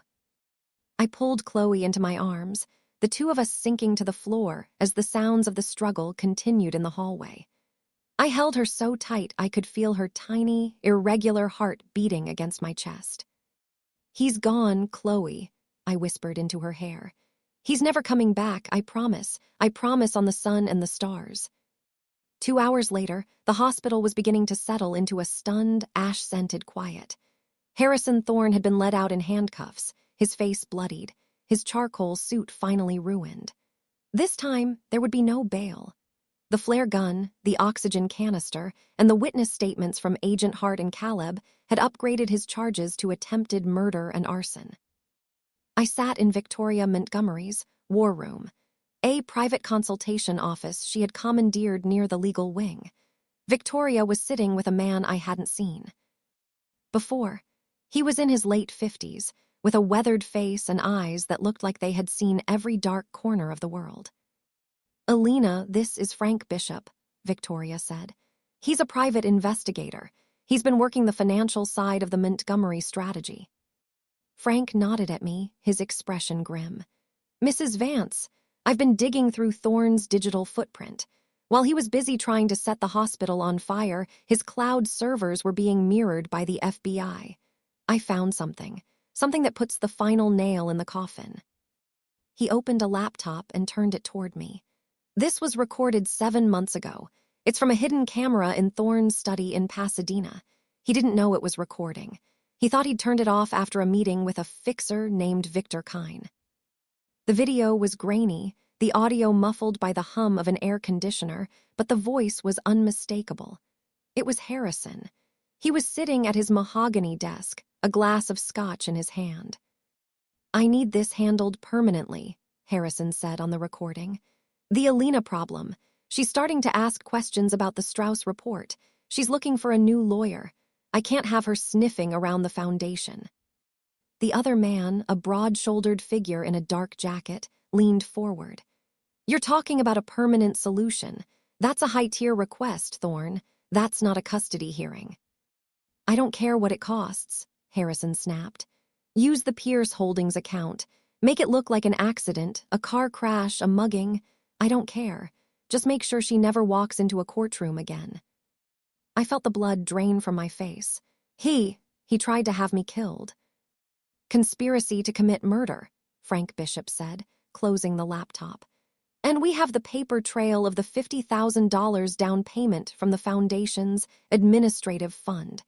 He used Maya's cancer money to hire a hitman to kill her mother."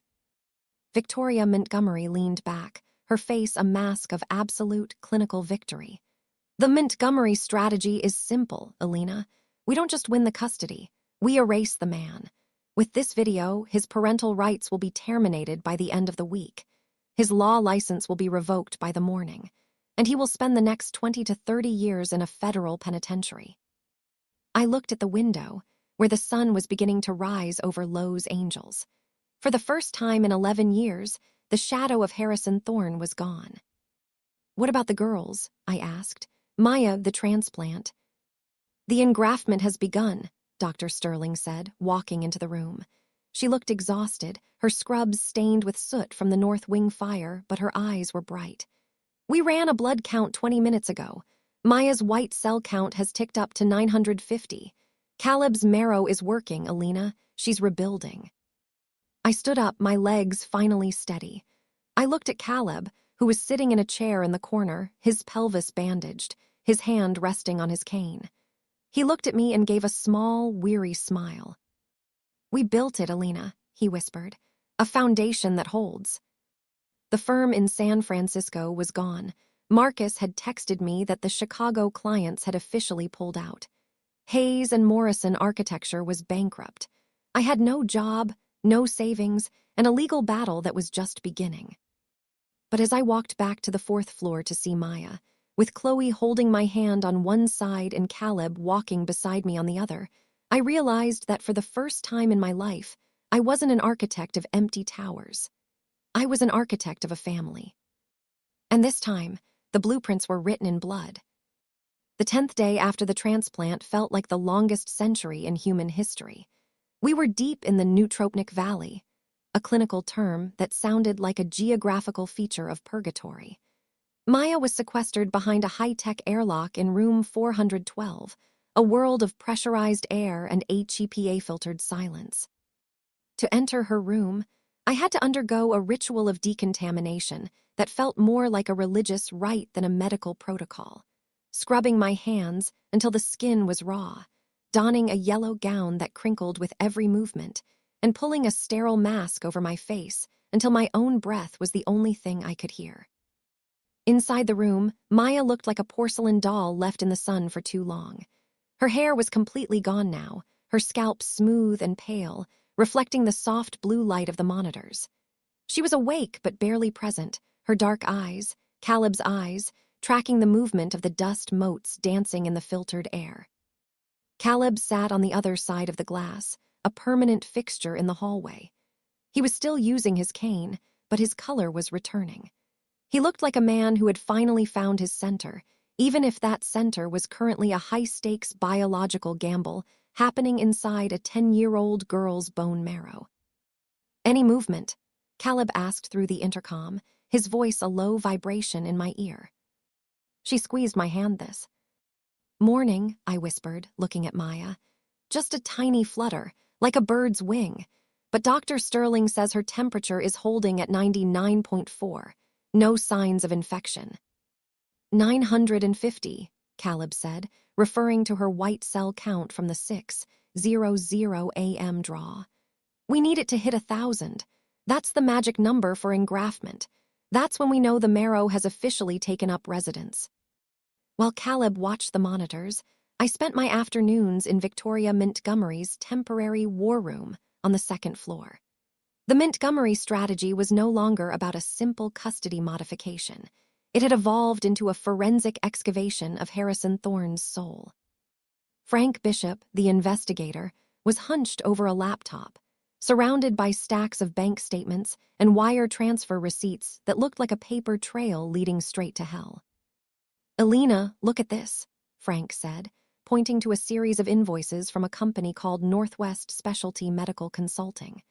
Between March and July of this year, the Maya's Light Foundation paid this company exactly $125,000 for advanced diagnostic services and treatment planning. The invoices are signed by a Dr. Leonard Klein. "Dr. Klein?" I asked. "I've never heard of him. Dr. Sterling is Maya's lead oncologist. She handles all the consults." "That's because Dr. Leonard Klein doesn't exist," Frank said, a grim smile touching his weathered face. "I've checked the American Medical Association, the California Medical Board, even the international registries. There is no Leonard Klein. I traced the banking for Northwest Specialty. The account is registered to a shell company in the Caymans. The signatory on that account, Harrison Thorne." The level of the betrayal was breathtaking. Harrison hadn't just siphoned the money, he had fabricated an entire medical shadow world to justify the theft. He had written fake invoices for fake doctors while Maya was bruising and bleeding in her bed at home. He used $65,000 of it as administrative fees for himself, Victoria added, her fingers flying over her own tablet. But here is the final nail, Elena. Frank found a $25,000 wire transfer from Harrison to Dr. Arthur Strauss, dated 6 weeks before your 2023 custody hearing.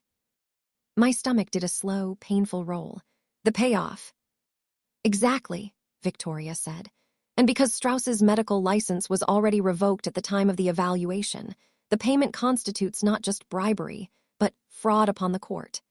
We are filing a motion this afternoon to vacate the 2023 custody order in its entirety. It's as if that ruling never happened. Legally, we are resetting the clock to the moment before Harrison took them. What about Harrison? I asked. Agent Hart said his lawyers are still fighting. Harrison is in a high-security wing of the county jail, Victoria said. The conspiracy to commit murder charge changed the math for him. No judge in this state is going to grant bail to a man caught on video hiring a hitman to kill the mother of his children. But he's still a lawyer, Elena. He's filed a counterpetition from his cell. She paused, her expression becoming uncharacteristically soft. He's using the DNA results, Elena. He's accepted that Maya is Caleb's, but he's double-downed on Chloe.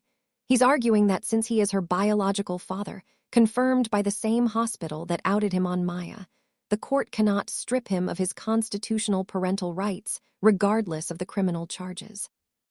The logic was as cold as it was terrifying. Harrison knew he was going to prison. He knew Maya was gone, but he wanted Chloe.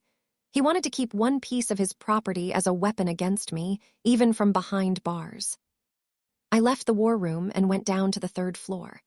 Chloe was in the physical therapy gym, a small, brightly lit room filled with colorful mats and balance beams. She was working with a young therapist named Melissa, trying to walk a straight line while carrying a beanbag on her head. She looked better. Her skin had lost that translucent, grayish hue, and she was eating small, frequent meals of high-protein shakes and soft fruits. But the Harris lines on her ribs were still there, a skeletal record of the man who claimed to be her father. "Look, Mommy," Chloe shouted, her face lighting up with a genuine smile that nearly broke me. I did 10 steps without wobbling. "You're amazing, Chloe," I said, sitting on a bench and watching her. "You're getting so strong." Melissa, the therapist, gave me a subtle nod. "She's a fighter, Elena. Her muscle memory is coming back fast, but we're still seeing some hoarding behavior. She's hiding granola bars in her pillowcase. It's a common trauma response to food insecurity." I watched Chloe laugh as she dropped the beanbag, and I felt a surge of protective fire. Harrison Thorne would never touch her again. I didn't care about constitutional rights. I cared about the little girl who was terrified of being hungry. At 4:00 p.m., Dr. Sterling called Caleb and me into her office. She was holding a printout of the latest lab results, and for the first time in 10 days, she looked like she wanted to celebrate. "Engraftment," Sterling said, the words sounding like a symphony. "Maya's count just hit 1,050. The marrow is producing. Caleb, your cells are officially Maya's cells now. Her system is starting to wake up." Caleb slumped back in his chair, his eyes filling with tears. "She's going to make it." "She has a long road ahead," Sterling cautioned. "She'll need months of outpatient care and a very strict environment. But yes, Caleb, the immediate danger is over. She's coming out of the valley." The relief was short-lived. My phone buzzed in my pocket. It was a call from Victoria. "Elena, get to the legal wing. Now, the King County prosecutor just called. There's been a development with Victor Kine, the man in the video." I ran down to the 2nd floor. Agent Hart was there, looking grim. "We picked up Victor Kine 2 hours ago," Hart said. "He's talking. He's looking for a plea deal, and he's giving us everything. He didn't just meet with Harrison once, Elena. He's been on Harrison's unofficial payroll for 2 years. He's the one who facilitated the Strauss evaluation. He's the one who moved the foundation money to the Caymans." And, I asked, sensing there was more. Kine has a recording of his own, Hart said, turning on a television in the conference room. It's an audio file from his phone. It was recorded 2 weeks before Maya was admitted to the hospital. The audio was clear. I heard Harrison's voice, sharp and impatient. She's getting worse, Harrison said on the tape. The bruising is all over her legs now. If I take her in now, the foundation money stops. The Maya's Light campaign is at its peak. I need another 2 weeks, Victor. Just 2 more weeks of fundraising and then I'll bring her in. It's just a virus. She can hold on. She looks like a ghost, Thorne, Kine's voice replied. If she dies in that house, you're looking at manslaughter. She won't die, Harrison snapped. She's a Thorne, she's efficient. We just need the final $100,000 from the Chicago benefit. Then we'll go to the hospital. The room went cold. Caleb, who had followed me down, let out a choked sound of pure horror. Harrison Thorne hadn't just waited to bring Maya in. He had calculated the value of her life against the peak of his fundraising campaign. He had let her bleed internally so he could hit a specific target on his balance sheet. This is depraved indifference to human life, Agent Hart said, her voice like ice. We're upgrading the charges to attempted first-degree murder and felony child endangerment. And Victoria, I think we have enough to petition for the immediate termination of parental rights for both children, based on extreme psychological and physical torture. I walked back up to the 4th floor, my mind reeling. I stood at the glass of Maya's room, watching the slow, rhythmic rise and fall of her chest. Caleb's marrow was in her bones. The truth was in our hands. But as I looked at the dark, sprawling city beyond the hospital windows, I realized that Harrison Thorne's final move was still coming. He was a man who had built his life on the extraction of others, their money, their autonomy, their DNA. And as the elevators dinged, revealing a courier with a stack of legal papers, I realized that the extraction of Harrison Thorne from our lives was going to be the most violent project I had ever designed. The fluorescent lights of Victoria, Montgomery's temporary office on the hospital's 2nd floor, seemed to hum with a low-frequency anxiety. It was 3:00 a.m. on a Thursday, the hour when the world feels most fragile, and the truth has a way of becoming sharp enough to draw blood. Victoria sat behind a desk cluttered with digital tablets and physical evidence bags. She looked up as I entered, her silver hair perfectly coiffed despite the hour, but her eyes were tired. Beside her sat Frank Bishop and Special Agent Nicole Hart. They weren't looking at bank statements anymore. They were looking at a series of high-resolution images of small, white tablets. "Elena, sit down," Victoria said, her voice a quiet, commanding rasp. "We've spent the last 6 hours with the forensic team from the FBI's digital evidence and toxicology units. We've managed to reconstruct the sabotage files from Harrison's cloud backups and the physical evidence recovered from his safe." Frank Bishop slid a tablet across the table. It was a PDF of a search history from June 2015, the month I had been in Portland, fighting for my career and my autonomy. "Harrison didn't just order placebo pills, Elena," Frank said, his voice grim. "He conducted a systematic feasibility study. Look at these search terms." I leaned in, my stomach churning as I read the list. How to dissolve hormonal birth control without residue. Chemical stability of sugar-based placebo. Os in orthotricycline packaging. Tactile comparison of Pfizer-manufactured pills versus generic placebos. Average time for ovulation recovery after cessation of hormonal contraception. "He was a lawyer, Elena," Frank continued. "He treated your body like a case file. He wasn't just switching the pills, he was testing the texture, the weight, even the way they felt between a finger and thumb, to ensure you wouldn't notice a difference in the silver case he set out every Sunday." Agent Hart stepped forward, placing a lab report on top of the tablet. "We recovered 8 empty pill packs from the safe in Pasadena. Our toxicology lab ran a microswab on the blister seals. We found 0 traces of ethinyl estradiol or norgestimate, the active hormones in your prescription. Instead, we found traces of high-fructose corn syrup and microcrystalline cellulose, sugar and filler." "He stole my choice," I whispered, the weight of the violation settling into my chest like lead. He watched me take those pills every night for months, knowing they were empty. He watched me get sick, watched me panic about the timing, and he just smiled. It's more than just a violation of trust, Elena, Victoria said, her eyes flashing with a cold, professional fire.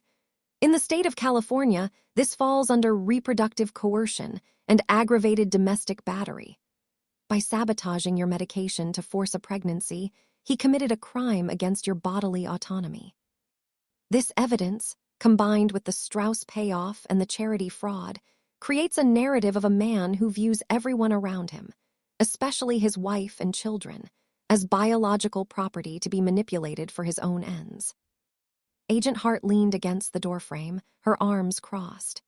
And then there's the permanent solution file.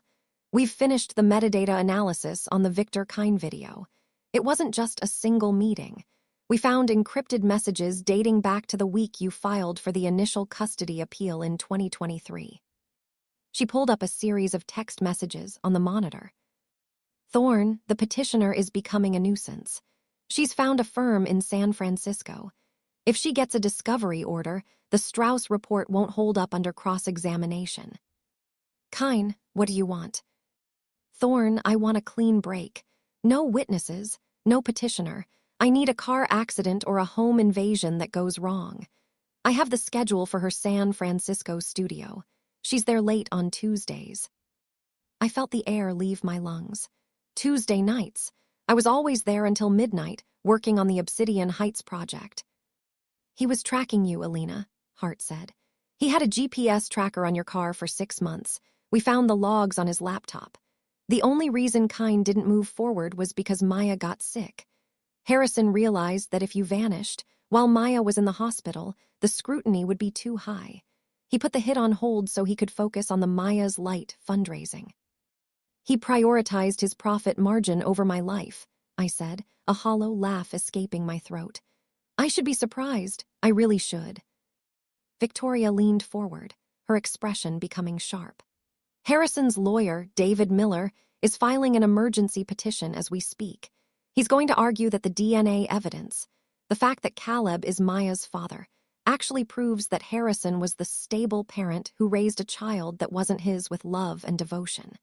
He's going to paint you as an adulterous liar who deceived a noble man for 11 years. But we have the sabotage files, I reminded her. Yes, but Harrison will argue that he only switched the pills after he discovered your infidelity, as a way to save the marriage, Victoria countered. He's a master of the counter-narrative, Elena. He's going to try to turn the trial into a referendum on your character. He's going to use your one night with Caleb as a weapon to justify every crime he's committed since. I stood up, my legs shaking but my heart finally steady. Let him try to explain to a judge why a noble father starves his other daughter until she has Harris lines on her ribs.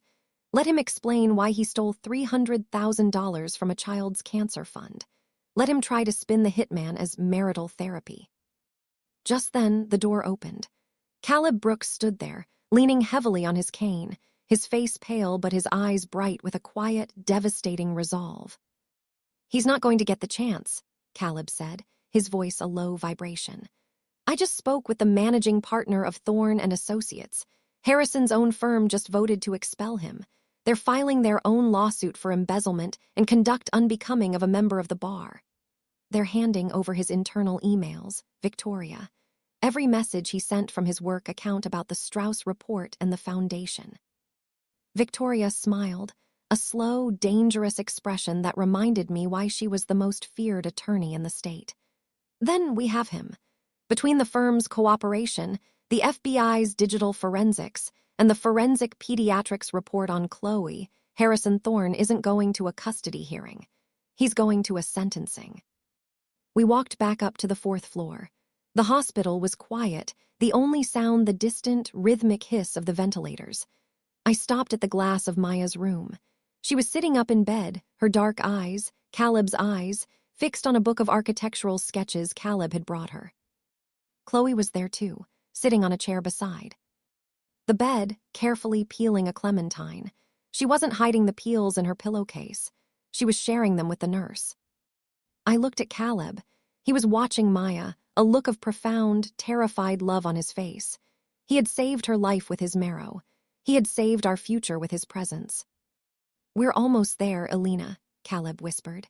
"The blueprints are final. Now we just have to survive the demolition." My phone buzzed. It was a message from Marcus in San Francisco.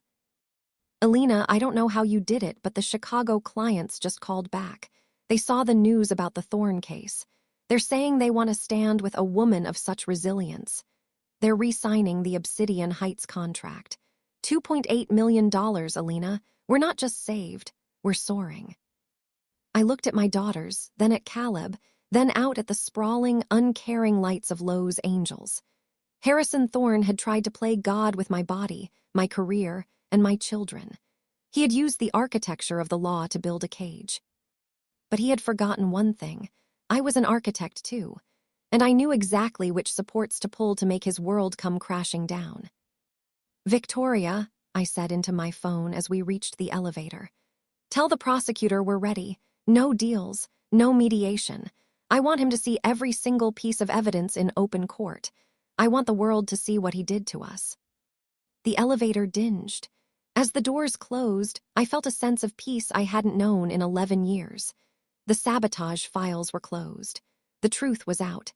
And tomorrow, Harrison Thorne would find out what happens when you try to bury a woman who knows how to build. The King County Superior Courtroom was a chamber of polished oak and cold, unforgiving marble smelling of floor wax, and the heavy, stagnant air of institutional judgment. It was a space designed to intimidate, to reduce human complexity to a series of exhibits and docket numbers. I sat at the petitioner's table, my back straight, my hands folded on top of a legal pad. To my left sat Victoria Montgomery, a silhouette of charcoal wool and silver sharp-edged intent. To my right sat Caleb Brooks. He wasn't in a hospital gown anymore. He wore a dark suit that made him look like the successful architect he was, though he still leaned slightly on a mahogany cane, a physical testament to the marrow he had surrendered for our daughter. Across the aisle, the seat usually occupied by Harrison Thorne was empty. He appeared on a high-definition monitor mounted to the wall, beamed in via a secure link from the high-security wing of the county jail. He wore an orange jumpsuit that clashed violently with the aristocratic lines of his face. He looked haggard, his dark hair uncombed, his eyes darting toward the camera as if he were looking for a way to litigate his way out of the lens. Beside his image stood David Miller, his face a mask of professional exhaustion. He was a man who had realized he was representing a sinking ship, and he was just trying to keep his own head above water. Judge Maria Alvarez entered at exactly 9:00 a.m. She was a woman in her late 50s with eyes like flint and a reputation for being the most discerning jurist on the family court bench. She didn't look at the cameras. She looked at the stacks of evidence that had been compiled over the last 14 days. The forensic pediatrics report on Chloe, the sabotage files, the financial audits of the Maya's Light Foundation, and the Victor Kine video. "Please be seated," Judge Alvarez said, her voice a calm, rhythmic authority. "We are here for the final evidentiary hearing and custody determination in the matter of Vance versus Thorne. Given the gravity of the criminal charges pending in federal court, this proceeding will focus strictly on the immediate and permanent welfare of the minors, Maya and Chloe Thorne." Victoria stood, her voice cutting through the room like a cold wind. "Your Honor, the evidence presented in our pretrial brief is not merely a request for a modification of custody. It is a chronicle of a systematic, decade-long assault on the bodily autonomy of Elena Vance and the physical and psychological integrity of 2 children. We have documented reproductive coercion, first-degree embezzlement of medical funds, and a pattern of starvation that has left Harris lines on the skeletal structure of a 10-year-old girl."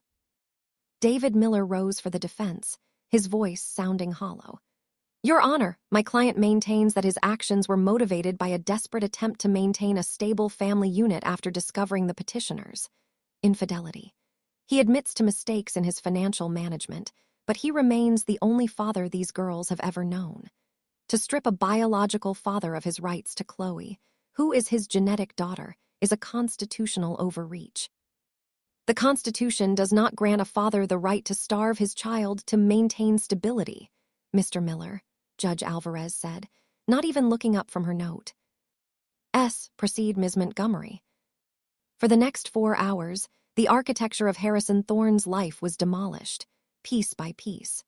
Dr. Elizabeth Sterling took the stand, her clinical testimony about Maya's leukemia and Chloe's malnutrition vibrating with a rare, professional fury. Frank Bishop walked the court through the Cayman's accounts and the fake invoices for Dr. Leonard Klein. But the turning point came when my mother, Catherine Hayes, took the stand. I hadn't seen her in 2 years. She looked older, her face etched with a profound, quiet regret. She looked at me, her eyes filling with tears before turning to the judge. I believed Harrison, Catherine said, her voice shaking.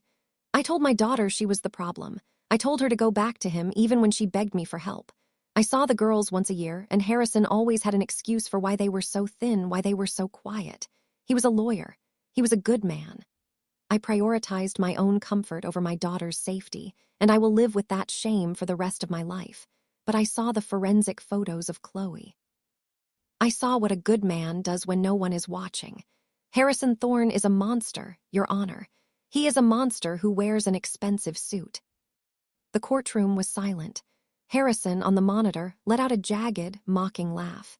She's a senile old woman, David. Tell the judge she's been on antidepressants for years. Judge Alvarez looked at the monitor, and for the first time, I saw a flash of pure, unadulterated loathing in her eyes. Mr. Thorne, one more outburst and I will mute your feed and conclude this hearing without your presence. By 3:00 p.m., the evidence was concluded. Judge Alvarez didn't retreat to her chambers. She sat at the bench, her pen moving across a series of legal forms with a deliberate, rhythmic scratch. The court finds the testimony of the petitioner, the medical experts, and the forensic investigators to be not only credible but devastating, Judge Alvarez began.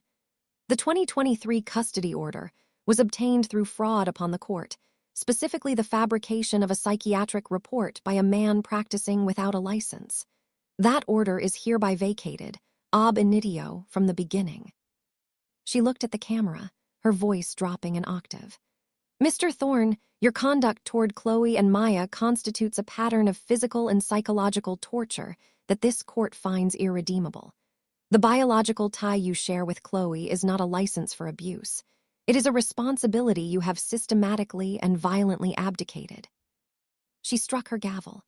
The parental rights of Harrison Thorne to both Maya and Chloe are hereby terminated, permanently and without the possibility of appeal. Full legal and physical custody is awarded to the petitioner, Elena Vance. A permanent, lifetime restraining order is issued, prohibiting Harrison Thorne from any contact, direct or indirect, with the minors or the petitioner.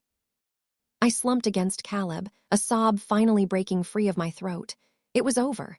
The cage was open. 2 days later, I stood in the hallway of the federal courthouse, watching as Harrison was led away in handcuffs.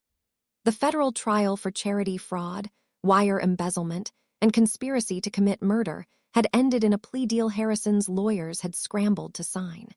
He had been sentenced to 25 years in a federal penitentiary, with no possibility of parole for 18. He didn't look at me as they led him to the transport van. He looked at the floor, his empire of lies reduced to a pair of silver handcuffs and a prison bus. I walked out of the courthouse and drove straight to the hospital. Maya was being discharged. 6 months had passed since the transplant. Her dark hair was growing back in a thick, curly fuzz. Her color was high, her spirit vibrant. She was sitting on her bed, packing her sketchbook into a brand new backpack. Chloe was there too, her cheeks finally rounded, her eyes bright with a quiet, certain peace. She wasn't scanning the exits anymore. She was watching a video on Caleb's phone, laughing as he explained the structural engineering of a Lego castle they were going to build. Ready to go home? I asked, standing in the doorway. San Francisco home or Los Angeles home? Chloe asked, her voice steady. San Francisco home, I said, where the fog is thick and the buildings are made of glass, and Caleb is coming with us.